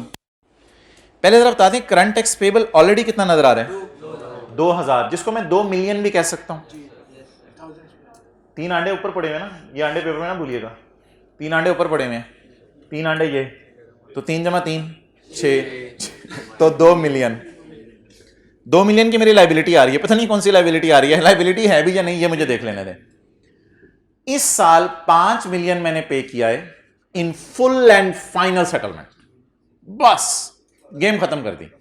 5 मिलियन मैंने पे कर दिया है against the tax liability of previous year. पिछले साल मैंने बुक कितनी की थी लाइबिलिटी? 7 मिलियन। इस साल पे कितनी करके आ गया? 5। मोबाइल देख लो, मैं भी इधर देख लेता हूं मोबाइल। पिछले साल बुक कितनी की थी लाइबिलिटी? 7। इस साल पे कितनी करके आ गया? 5। बजाहिर कितनी स्टिल पेएबल है? 2। ट्रायल पे नजर भी आ रही है पेएबल। इस पेएबल को खड़ा रहने दें, पेएबल में शो कर दूं, पेएबल को खड़ा रहने दें। पिछले साल लाइबिलिटी कितनी बुक की थी? CTE debit, CTP credit. पिछले साल सीटीई डेबिट, सीटीपी क्रेडिट।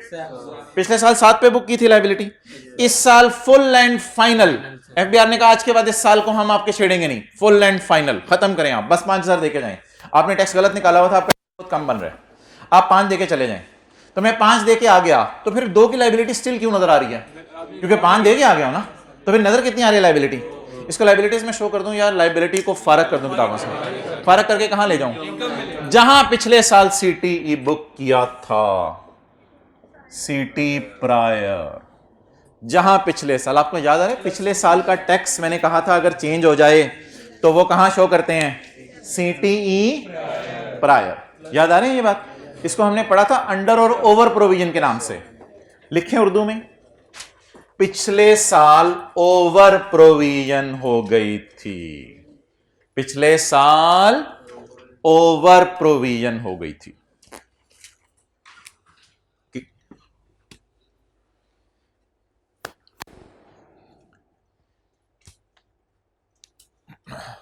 अच्छा जी, पिछले साल का पेबल कितने आप बता दें? 7000। इस साल पे कितना किया? तो कितना पेबल बजाहिर किताबों में नजर आता रहना चाहिए? 2। मेरा सवाल आपसे यह, क्या पेबल नजर आना चाहिए जैसे नजर आ रहा है, या ये खुशी बुक कर लूं? रेक्टिफाइंग एंट्री बताएं, रेक्टिफाइंग एंट्री बताएं इस पेबल को खत्म करने की। ये जो अकाउंट है इसका नाम क्या है? प्रोविजन। आपके समझने के लिए सीटीपी। इस अकाउंट को मैं क्या कर दूं? डेबिट।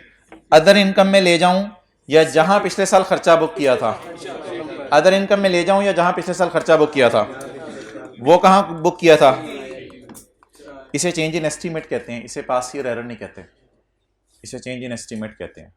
अंदाजा ही होता है ना हमारा टैक्स, तो इसे चेंज इन एस्टीमेट कहते हैं। इसे इसलिए रिट्रोस्पेक्टिवली डील नहीं करते, इसे प्रोस्पेक्टिवली डील करते हैं। अदर इनकम इसलिए डालते कि पिछले साल जहां डाला था उसी जगह के ऊपर क्लासिफाई करना ज्यादा बेहतर है। अब एंट्री पोस्ट करवाएं, एंट्री पोस्ट कराएं। हाँ एक्सेलेंट यार, -2000, ये 0 हो गया। ये अब हम नहीं उठाएंगे इंशाल्लाह, डेबिट पड़ा ना, पेबल 0 हो गया। खुशी को कहां ले जाऊं? पेबल डेबिट, पेबल मैंने मुंह पे ही फारिग कर दिया, आपने मुंह पे ही फारिग कर दिया पेबल, पेबल डेबिट। और खुशी कहां डालूं? नेगेटिव नहीं, पेबल डेबिट, खुशी क्रेडिट। वो किधर है बंदा? वो टीई डेबिट हो रहा है या टीई क्रेडिट हो रहा है? डेबिट हो रहा है, क्रेडिट। तो खुशी बुक करूं या पॉजिटिव 2000?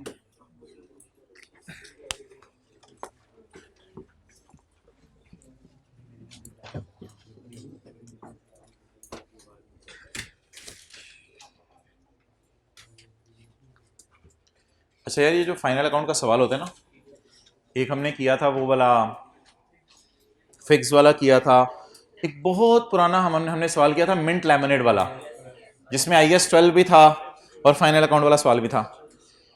इसको ना पेपर में कंसोलिडेशन की तरह एक्सपेक्ट ना कीजिएगा कि पेट एडजस्टमेंट्स आनी है, कि 8-9 एडजस्टमेंट्स हैं इसी में से आनी है। आज जो मैंने 3 एडजस्टमेंट्स आपको करवाई हैं, तीनों ऑल टुगेदर न्यू है, लेकिन ऑब्वियसली इतनी एडजस्टमेंट्स बंदे ने कर ली होती हैं कि सवाल में आधी कंफर्टेबली कराता है। सवाल में 20% मार्क्स तो ट्रायल के होते हैं, तकरीबन 20% तो ट्रायल के होते हैं, फिर प्रेजेंटेशन के मार्क्स होते हैं, फिर अदर इंफॉर्मेशन से जो समझ आ रहा है, पुरानी एंट्रीज जो पड़ी हैं, जो मैंने आसान 3 छुड़वा दी है, रेफिशन की छुड़वा दी है, एक्सपोर्ट लाइसेंस की छुड़वा दी है, क्लोजिंग स्टॉक की छुड़वा दी है, वो आसान एडजस्टमेंट्स हैं। और ये जो बाकी एडजस्टमेंट्स हैं, ये अगर नई है तो सबके लिए नई होंगी, और अगर पुरानी है पास पेपर में है तो तकरीबन सब बच्चों ने की होंगी। तो इसलिए फाइनल अकाउंट के सवाल में अगर आप 50% मार्क्स अटेन कर लेते हैं पेपर में तो debt is more than enough, debt is more than enough. तो इसलिए ना अभी ये किसी के जहन में सवाल ना रहो, अच्छा ये एडजस्टमेंट तो आपने करवाई नहीं थी, और भाई जो आपके पेपर में आनी है वो तो अगलों को करवानी है, ठीक है। तो ये तो आपको पता है अब क्या हो सकता है। तो फाइनल अकाउंट के सवाल में तो वही करवा सकते हैं ना जो पास में आती नहीं है, कम से कम उतनी करवा लें। तो इसलिए परेशान होने की जरूरत नहीं कि अच्छा ये वो ये भी होता है वो भी होता है, तो अभी तो बहुत कुछ होना है। अच्छा ठीक है जी, चलें अगली एडजस्टमेंट जी, अगली एडजस्टमेंट सेल वाली इंशाल्लाह मैं कराता हूं अभी। यार ये बड़ी खूबसूरत एडजस्टमेंट है। इस साल की टैक्सेबल इनकम, करंट टैक्स की वर्किंग ज़हन में लाएं, इस साल की टैक्सेबल इनकम बढ़ गई है अकाउंटिंग इनकम से 5,000। नहीं पहले यार मुझे करंट टैक्स तो निकाल लेने दो ना।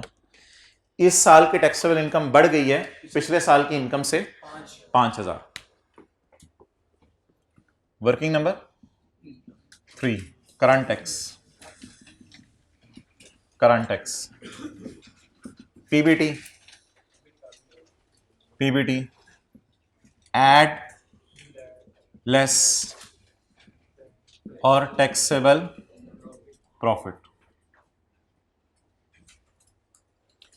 मुझे ये लगे, पता नहीं तुझे क्या लगे, मुझे ये लगे कि शायद ऐड वाले ज्यादा हैं। मुझे ये लग रहा है ऐड वाले ज्यादा हैं। जरा देखते हैं आपको क्या लग रहा है। सारे आए जरा इधर, आज सारे आ जाएं। इस साल की टैक्सेबल इनकम ज्यादा है अकाउंटिंग इनकम पीबीटी होती है ना यार। इस साल की टैक्सेबल इनकम ज्यादा है अकाउंटिंग इनकम से, कितनी? 5,000। ये ज्यादा है, तो ये ज्यादा होने की क्या वजह होगी? मेरे ख्याल से ऐड वाले ज्यादा होंगे, मुझे तो ये लग रहा है। आपको क्या लग रहा है? वैसे यही लग रहा है ना। कौन से ज्यादा होंगे? ऐड वाले ज्यादा होंगे। किसी को कुछ और लग रहा हो तो उसी को ये लग रहा होगा। फिर अल्लाह का शुक्र है हमें नहीं लग रहा वो, ठीक है। तो और अगर उल्टा लिखा होता कि current year taxable income is less than, तो फिर डिफरेंट तरीके से कर लेते। लेकिन फिलहाल क्या लिखा हुआ है? This is more then this. तो वजह क्या होगी? ऐड वाली चीजें ज्यादा होंगी और लेस वाली चीजें कम होंगी। डन। अब हमें अगर पीबीटी मिल जाए तो हम पीबीटी इधर डालेंगे, क्योंकि ये पीबीटी ऑलरेडी निकला होगा हमारा पेपर में। अगर पीबीटी मिल जाए, आई के वाला बड़ा तेज है, उसने नीचे दोनों ऐसी एडजस्टमेंट्स दी हुई हैं जिनका पीबीटी पे इफेक्ट ही नहीं है। नीचे वाली दोनों एडजस्टमेंट्स ऐसी हैं जिनका पीबीटी पे इफेक्ट ही नहीं है, इसलिए उसने आपको रिलैक्स किया है, क्योंकि उसे पता था ये एडजस्टमेंट करने के लिए पीबीटी चाहिए होगा पेपर में। तो पीबीटी तो उसने दिया नहीं, पीबीटी तो हम खुद निकालेंगे। हम उधर जो है वो क्या लूडो खेलने गए हैं, हम पीबीटी निकालेंगे उधर। तो पीबीटी चोरी करें जरा, बूटी पीबीटी को नजर मार के आए चुप करके, सेल्स फुल बाद में डाल लेंगे ना, चोरी करें तो जल्दी जल्दी जल्दी पीबीटी पीबीटी पीबीटी पीबीटी। बचपन में भाई की स्वीडिश खा जाते थे, जा जल्दी जल्दी पीबीटी ढूंढे ढूंढे जाके, 2-4 बंदे हिम्मत करें सारे। ओ भाईजान आप भी रेड कैप पीबीटी ढूंढे, सवाल में जाके चुप करके सोल्यूशन से जरा नजर मार के।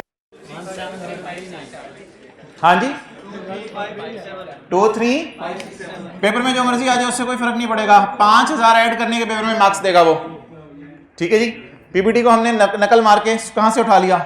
सोल्यूशन से हमने ढूंढ लिया, सोल्यूशन से हमने ढूंढ लिया।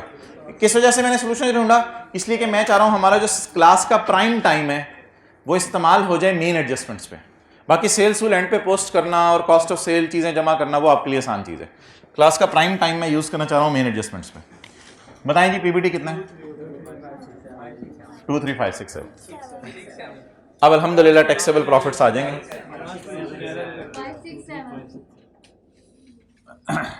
बताएं 2 4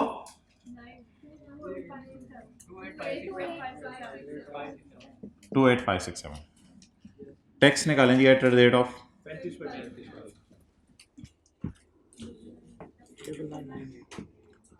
99998। एंट्री बताएं। सीटी डेबिट सीटी, ये सीटी करंट ईयर है, ये सीटी प्रायर नहीं है, ये करंट ईयर का लस लिखा हुआ है। ये सीटी कौन सा वाला है? Current year. एंट्री बताएं जी, जल्दी जल्दी जल्दी जल्दी जल्दी। सीटी डेबिट और CTP credit. CT debit CTP credit. TE debit TE debit वो 2000 तो हमने फर्क कर दिया, वो जो 2000 था वो तो लाइबिलिटी थी नहीं हमारी, वो तो खुशी थी। वो जो 2000 ट्रायल में नजर आ रहा था वो तो पिछले साल का था ना पेएबल, उसको अब किताबों में रखने की जरूरत नहीं है क्योंकि वो पेएबल है ही नहीं, फुल एंड फाइनल सेटल हो गया। तो जनरल एंट्री बता देंगे टैक्स की, ये पेएबल आप अगर अगले साल पे करने गए, आप समझ आ रही बात, आप समझ आ रही, ये पेएबल आप अगर अगले तो लाइट चली जाएगी भाई, उधर तस्वीर नहीं आ रही लेकिन बात सुन लें। 9998 आ रहा है मेरा पेएबल, ये पेएबल अगर अगले साल पे करने गए और हुकूमत ने 9998 की जगह 9990 मांग लिया फुल एंड फाइनल, तो फिर 8 की खुशी होगी हमें, जिसे अगले साल सीटीई प्रायर के नाम से डालेंगे। अब शायद कोई पिछली एडजस्टमेंट जरा ज्यादा बेहतर समझ आ गया। अच्छा जी, एंट्री बता दें क्या कर दी है, सीटी डेबिट सीटी क्रेडिट, उधर नजर आने लग गया होगा, नहीं नजर आने लगा, ओके।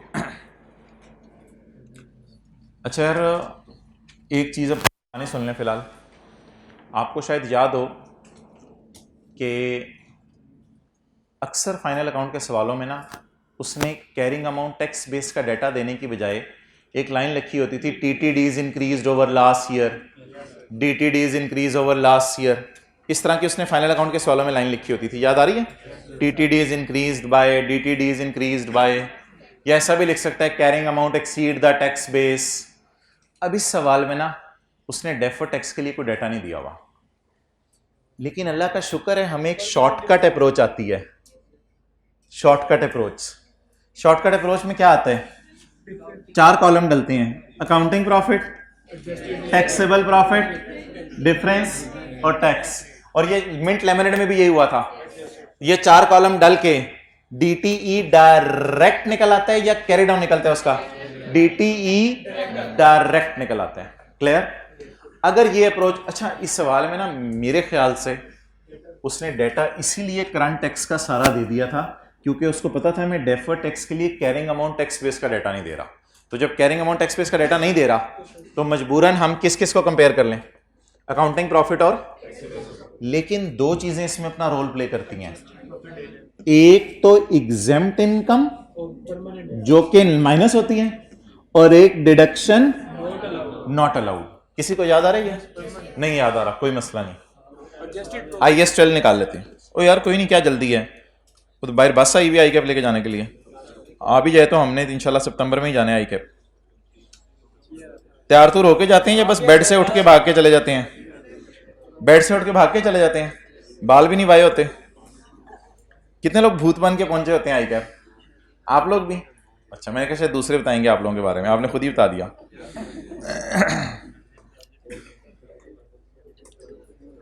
यार और कुछ होना हो, पेपर से पहले ना नींद पूरी करके जाना है। अच्छा यही ना हो कि नींद ही पूरी हो रही है, कम से कम 4-5 घंटे ना जरूर सो के जाइएगा।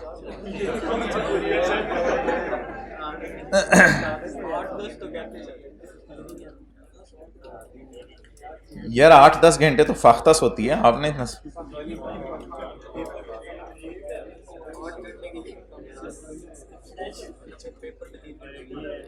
पेज नंबर 335, ओह कमाल हुआ है, इस पेज पे कैलकुलेशंस भी हुई हैं सारी। 60 रुपए अकाउंटिंग प्रॉफिट थे, ये 6 रुपए एग्जाम्प्ट इनकम थी, तो मैंने कहा था भाईजान जमाई लेने के साथ साथ इधर भी देखें, अब यकसुई से अगर आप जमाई ले रहे हैं तो मैं कहां से पढ़ाऊं। अच्छा 60 रुपए पीबीटी था, 6 रुपए एग्जाम्प्ट इनकम थी और ये थे टैक्सेबल प्रॉफिट। कैलकुलेटर पकड़ने क्या तरीका हमने लगाया था, 60 माइनस 6 और 54 वर्सेस 58.5, 4.5 पे जरा 35% लगाएं, 1.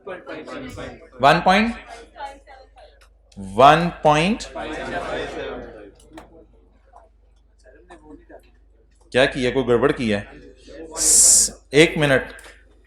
अच्छा ओ हाँ ये अगला साल है ना, ये अगला साल है, ये देख लीजिए क्या फिगर निकली है, 1. कितने लोग यही निकली है, 1.58, डन। तो ये तरीका कौन सा है, शॉर्टकट तरीका है क्या निकालने का, डेफर्ड टैक्स निकालने का। वापस आ जाए जी हमारे सवाल पे। जित दी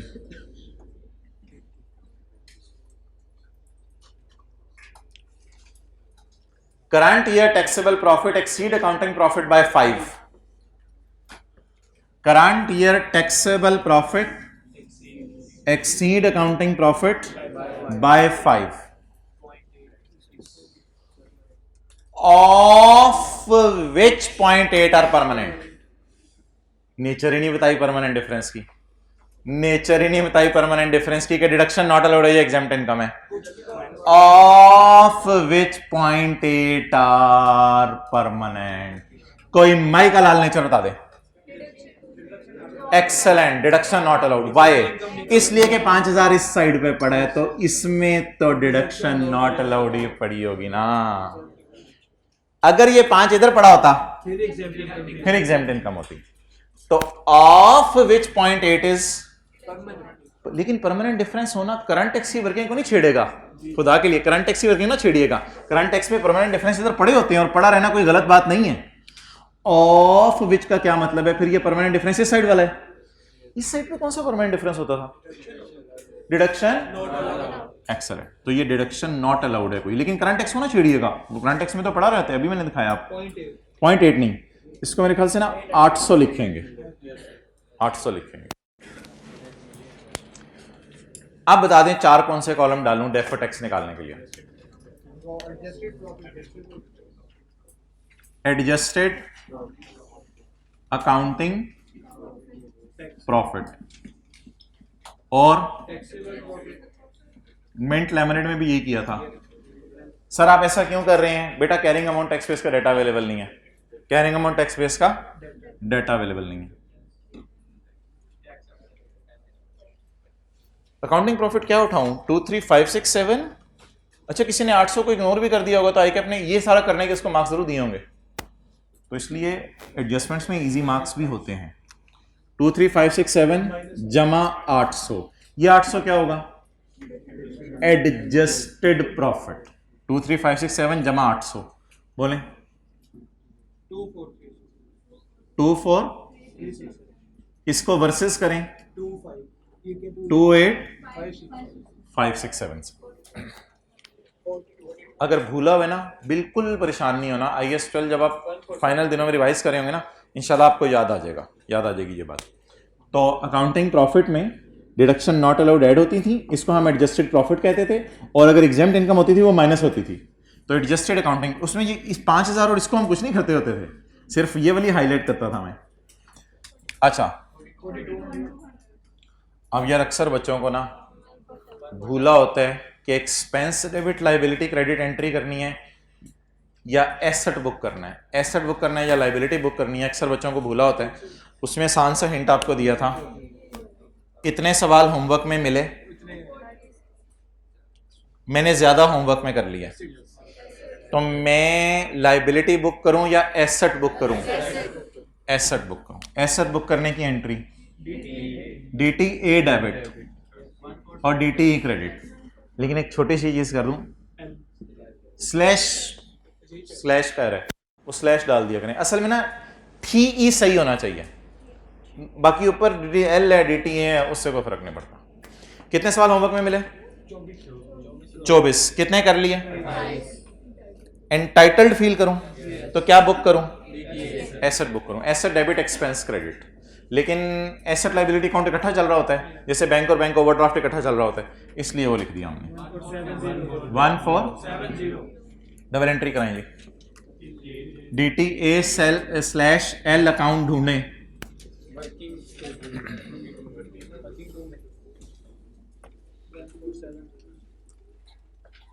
कितना? 1470। ये वाला अकाउंट क्या हो गया? डेबिट। और होमवर्क ज्यादा कर लिया है तो रिलैक्स फील करें, एंटाइटल्ड फील करें।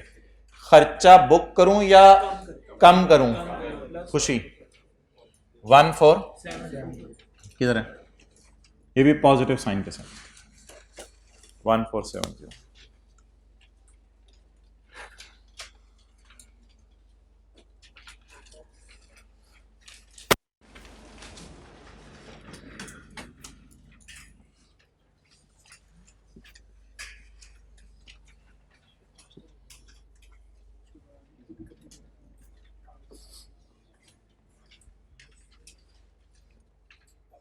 ये मैं मिटा रहा हूँ वर्किंग 3 और 4।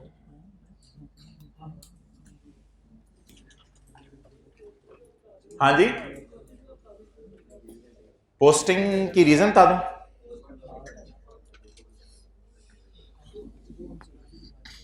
DTA/L डेबिट, ये अकाउंट डेबिट, खर्चा कम, खर्चा कम, खर्चा डेबिट नहीं हो रहा, खर्चा कम हो रहा है। TE क्रेडिट, खर्चा कम, खर्चा कम इज अ खुशी। इधर देखो, खर्चा डेबिट,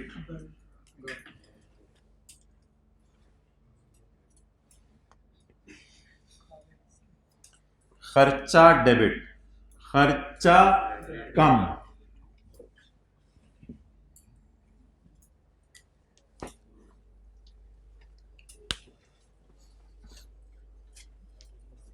चलें जी, आखिरी एडजस्टमेंट बस हमारी पॉइंट 1, फिर मैं पार्ट ए लेक्चर का क्लोज करता हूँ, फिर पार्ट बी में ये एडजस्टमेंट्स पढ़ के बस बैलेंस शीट वगैरह में बना दूंगा। आखिरी एडजस्टमेंट जी, पॉइंट 1, ये भाई को ना उठा दो, असल में ये पहली एडजस्टमेंट है। अच्छा, क्या चीज? नहीं, ये तो अभी ठहरो, देखते हैं। यार ये आपने पढ़ा हुआ है sale on return basis? Sale on return basis. आपने अपने घर में बच्चों के कपड़े बनाए और बच्चों के कपड़े बना के जबरदस्ती जुनेद जमशेद की दुकान पे जाके आपने मिली भगत करके उस बंदे से रखवा दिया जबरदस्ती। आपने कहा कि आप इन कपड़ों को रख लो, पसंद आए तो ठीक है, नहीं तो मुझे वापस कर देना। आप लोगों के बिक गए तो ठीक है, नहीं तो मुझे वापस कर देना। आपकी बात कर रहा हूं, आपकी। आप सेल बुक करेंगे जब कपड़े रखवाएंगे या नहीं करेंगे? क्यों नहीं करेंगे? क्योंकि अभी आपके दिल में डर है, हो सकता है अगला बंदा क्या कर दे। और अगर आपने कर दी सेल बुक तो सेल भी उल्टाएंगे और कॉस्ट ऑफ सेल भी उल्टाएंगे। जाहिर बात है, दोनों चीजें उल्टाएंगे, सेल और कॉस्ट ऑफ सेल बहने हैं आपस में। जब भी जीपी परसेंटेज दे देगा तो हम सेल भी उल्टाया करेंगे और साथ कॉस्ट ऑफ सेल भी उल्टाया करेंगे। अच्छा, हमारा ईयर एंड क्या है?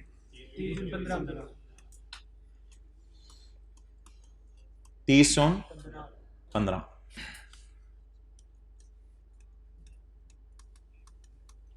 पिछला ईयर एंड 30/14। पिछले साल, यहां कहीं पिछले साल की अगर कोई गलती पकड़ी जाती है ना तो IS 8 उसे कहता है prior year error. Prior year error, पिछले साल। अब्दुल्ला कोई जरूरत नहीं, पिछले साल उसने ब्रैकेट में लिख भी दिया अगर किसी को यकीन नहीं आ रहा। Year and 30/14।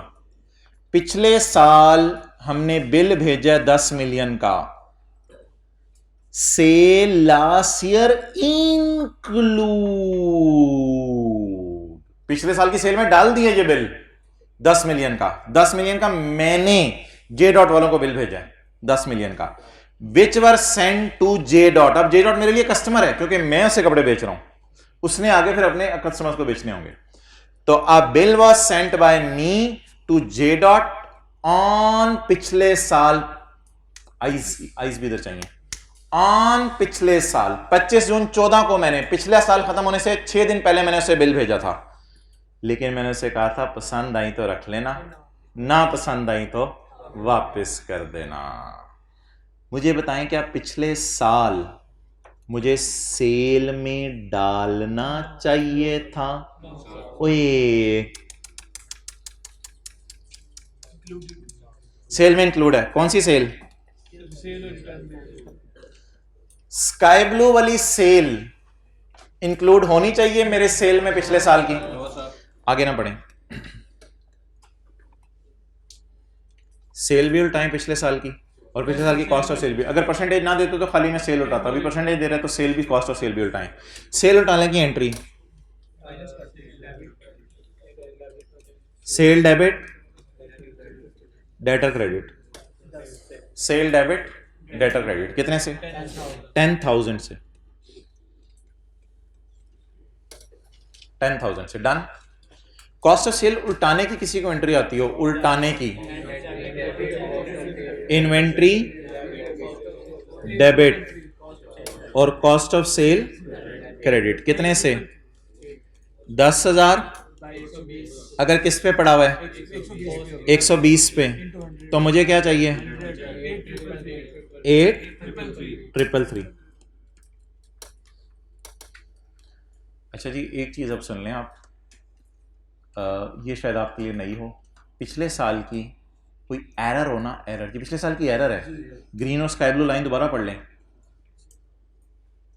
कि पिछले साल की एरर है। पिछले साल की एरर आपने जब भी सही करनी है ना, तो पिछले साल का टैक्स भी सही करना है। पिछले साल का टैक्स हम डेफर टैक्स में सही किया करेंगे। क्यों? ये IAS 8 की डिस्कशन है जो FR1 में नहीं होती थी, इधर भी हमें फिलहाल करने की जरूरत नहीं है। लेकिन आप एग्री कर रहे हैं कि पिछले साल के खर्चे और इनकम्स छिड़ रहे हैं, तो फील कर रहे हैं कि पिछले साल का टैक्स भी छिड़ना चाहिए। टैक्स कैसे छिड़ना है, जरा कैलकुलेटर पकड़ें। सेल क्या हो रही है? कम। सेल क्या हो रही है? कम। अच्छा, सेल कम होने से प्रॉफिट कितने से प्रॉफिट कम होगा पिछले साल का? कॉस्ट ऑफ सेल खर्चा होता है ना, खर्चा का बढ़ रहे, डेबिट हो रहे, क्रेडिट हो रहा है ना, तो खर्चा कम हो रहे, खर्चे कम होने से प्रॉफिट, खर्चे कम होने से प्रॉफिट बढ़ेगा कितने से? मेरे ओवरऑल तो आपने जीपी लेना है ना, ओवरऑल तो जीपी उल्टाना है ना, तो ओवरऑल जीपी कितना बना? इसको क्या करना है? लेस वाले ज्यादा हैं या ऐड वाले ज्यादा हैं? इसको क्या करें? प्रॉफिट कम होने से टैक्स, प्रॉफिट कम होने से टैक्स कम होगा, टैक्स कम होने की एंड। अब आप कहेंगे करंट टैक्स क्यों नहीं, डेफर टैक्स क्यों? ये IAS 8 की बहस है, इसको मैं नहीं फिलहाल करा, ठीक है। प्रॉफिट कम होने से टैक्स, टैक्स कम होने की एंट्री और DT क्रेडिट 166 इंटू, पिछले साल का टैक्स रेट भी यही होगा, सवाल ने नहीं बताया तो 583 नोट कर लो।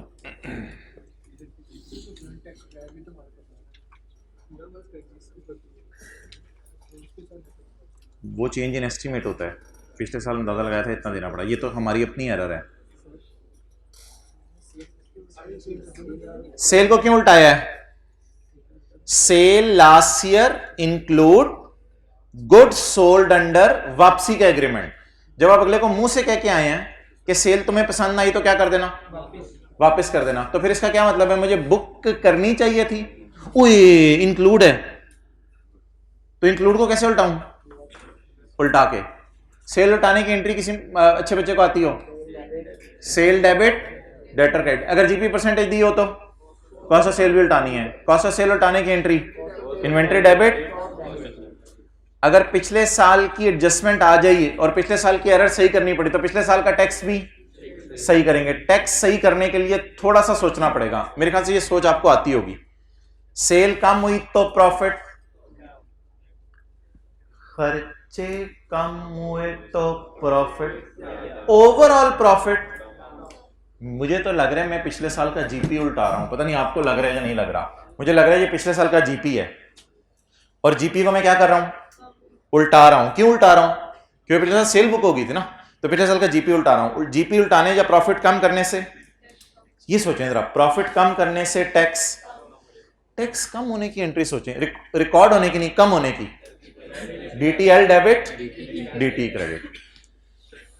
एक मिनट एक मिनट एक मिनट, अफसोस के साथ ऐलान किया जाता है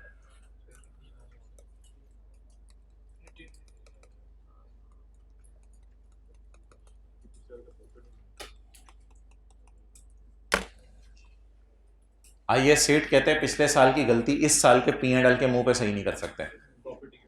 पिछले साल की गलती इस साल के P&L के मुंह पे सही नहीं कर सकते। ये ओपनिंग रिटेन्ड अर्निंग हमें सही करनी पड़ेगी। आपको लग रहा है कि पिछले साल की रिटेन्ड अर्निंग गलत है? ये जो सवाल में दी हुई है पिछले साल की रिटेन्ड अर्निंग गलत है क्योंकि पिछले साल की सेल पिछले साल के पैट में गई थी। तो क्या पिछले साल की चीजें गलत हैं या हमारे साल की? सेल लास्ट ईयर इंक्लूड लिखा हुआ है या सेल ओवर ईयर इंक्लूड लिखा हुआ है? अगर सेल लास्ट ईयर इंक्लूड लिखा हुआ है तो मैं अपनी सेल में से माइनस करूं या पिछले साल की सेल में से माइनस करूं? पिछले साल की। तो पिछले साल की सेल तो मेरे P&L में नजर नहीं आ रही। पिछले साल की सेल, पिछले साल की कॉस्ट ऑफ सेल, पिछले साल के PBT, पिछले साल का पैट ओपनिंग रिटेन्ड अर्निंग में पड़ा हुआ। तो सर आपने किन किन चीजों को काट के आरी की है? इनकम्स और एक्सपेंसेस वाली, एसेट्स और लाइबिलिटीज वाली नहीं, इनकम्स और एक्सपेंसेस वाली चीजों को काट के मैंने क्या इफेक्ट कर दिया बोले? आरी। एंट्री को मैं एक एक करके पोस्ट करके चलता हूं। ओवरऑल जरा मुझे आरी पे इंपैक्ट बता दें। कैलकुलेटर पकड़ के ओवरऑल आरी पे इंपैक्ट बता दें। कैलकुलेटर पकड़ें, लिखें -10,000, -10,000, -10,000। आरी डेबिट, आरी तो क्रेडिट नेचर का अकाउंट है ना, आरी क्रेडिट नेचर का अकाउंट है, कंसोलिडेशन नहीं पड़ी हुई, आरी क्रेडिट नेचर का अकाउंट है।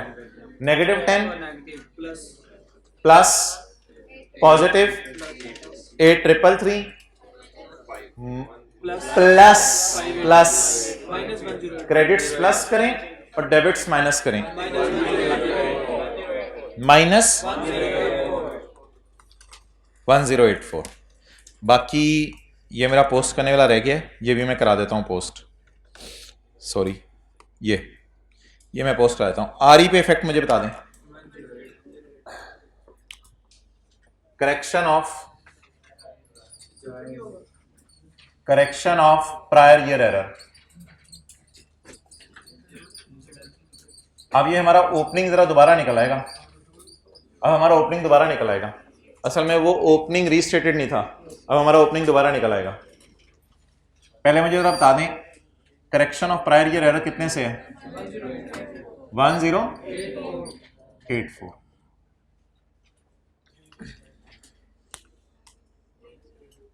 दो हिंट माइनस करेंगे ना यार, जीपी उल्टाना है आपने, माइनस करेंगे। यहां से देख लो, -10, +8,333 और +583। इसकी पोस्टिंग अभी देख लें। इस एंट्री में मैंने टैक्स कैसे निकाला है और इस एंट्री के अंदर मैंने ये कैसे किया है, ये इंशाल्लाह कल रिवाइज करा दूंगा। फिलहाल पोस्टिंग जरा देख लें। पोस्टिंग कैसे करनी है? -10, +8,333 और +583। ये करके ओपनिंग रिटेन्ड अर्निंग मेरी क्यों गलत है? क्योंकि सवाल में वाज़ेह तौर पे क्या लिखा हुआ है? पिछले साल की सेल में एरर है। अच्छा, अगली बात, गुड्स वर रिटर्न ऑन 25 अगस्त, जो कि डर था। हमारे साथ चीजें वापस आ गई हैं, हमारे साथ चीजें वापस आ गई हैं। क्यों वापस आ गई हैं? क्योंकि मैंने उसे बेची इसी बेस पे थी कि वो मुझे वापस कर, उसने हमारे साल वापस कर दी। हमारे साल सेल रिटर्न बुक करूं या पिछले साल सेल उल्टाऊं? सोचे, हमारे साल सेल रिटर्न बुक करूं या मैं यही एतराज कर दूं कि पिछले साल ही तुमने सेल गलत बुक की थी, इसलिए हमारे साथ सेल रिटर्न मैंने बुक नहीं की। अकाउंटेंट ने शुक्र है अभी तक कुछ नहीं किया, तेरी मेहरबानी, no correction has been made. कहते हैं अल्लाह का शुक्र है मैंने अभी तक कोई करेक्शन नहीं की इसकी, हमारे से करा ले। ठीक है जी, ये एडजस्टमेंट अब हमारी पेंडिंग होगी, ये इंशाल्लाह हम कल पढ़ेंगे दोबारा। अब आप हजरात जो है वो बैठे रहें, थोड़ी सी हिम्मत करके, 20-25 मिनट लगेंगे। सारी फिक्रें हमने उठानी है और उठा के लेके जानी है। जो हजरात जाना चाहते हैं वो जा सकते हैं, लेकिन वीडियो ज़रूर आप अटेंड कर लीजिएगा। एक मिनट, जाने से पहले एक बात सुन लें। डेटर कितने से क्रेडिट करेंगे? 10,000 से। इन्वेंट्री कितने से बढ़ाएंगे? भाई तो देख जरा, इन्वेंट्री कितने से बढ़ाएंगे? लेकिन ओपनिंग क्लोजिंग नहीं। हमारे साल की ओपनिंग जो पिछले साल की क्लोजिंग है, पिछले साल की क्लोजिंग में मसला है ना, तो अभी हमारे साल की ओपनिंग। और डीटीएल अकाउंट में कितना फेंकना है? ओए हो, डीटीएल अकाउंट मेरा गुम गया है। डीटीएल अकाउंट में कितना फेंकना है? 583। डन। तो ये भी मैं पोस्टिंग करता हूँ। ठीक है जी, अल्लाह हाफिज।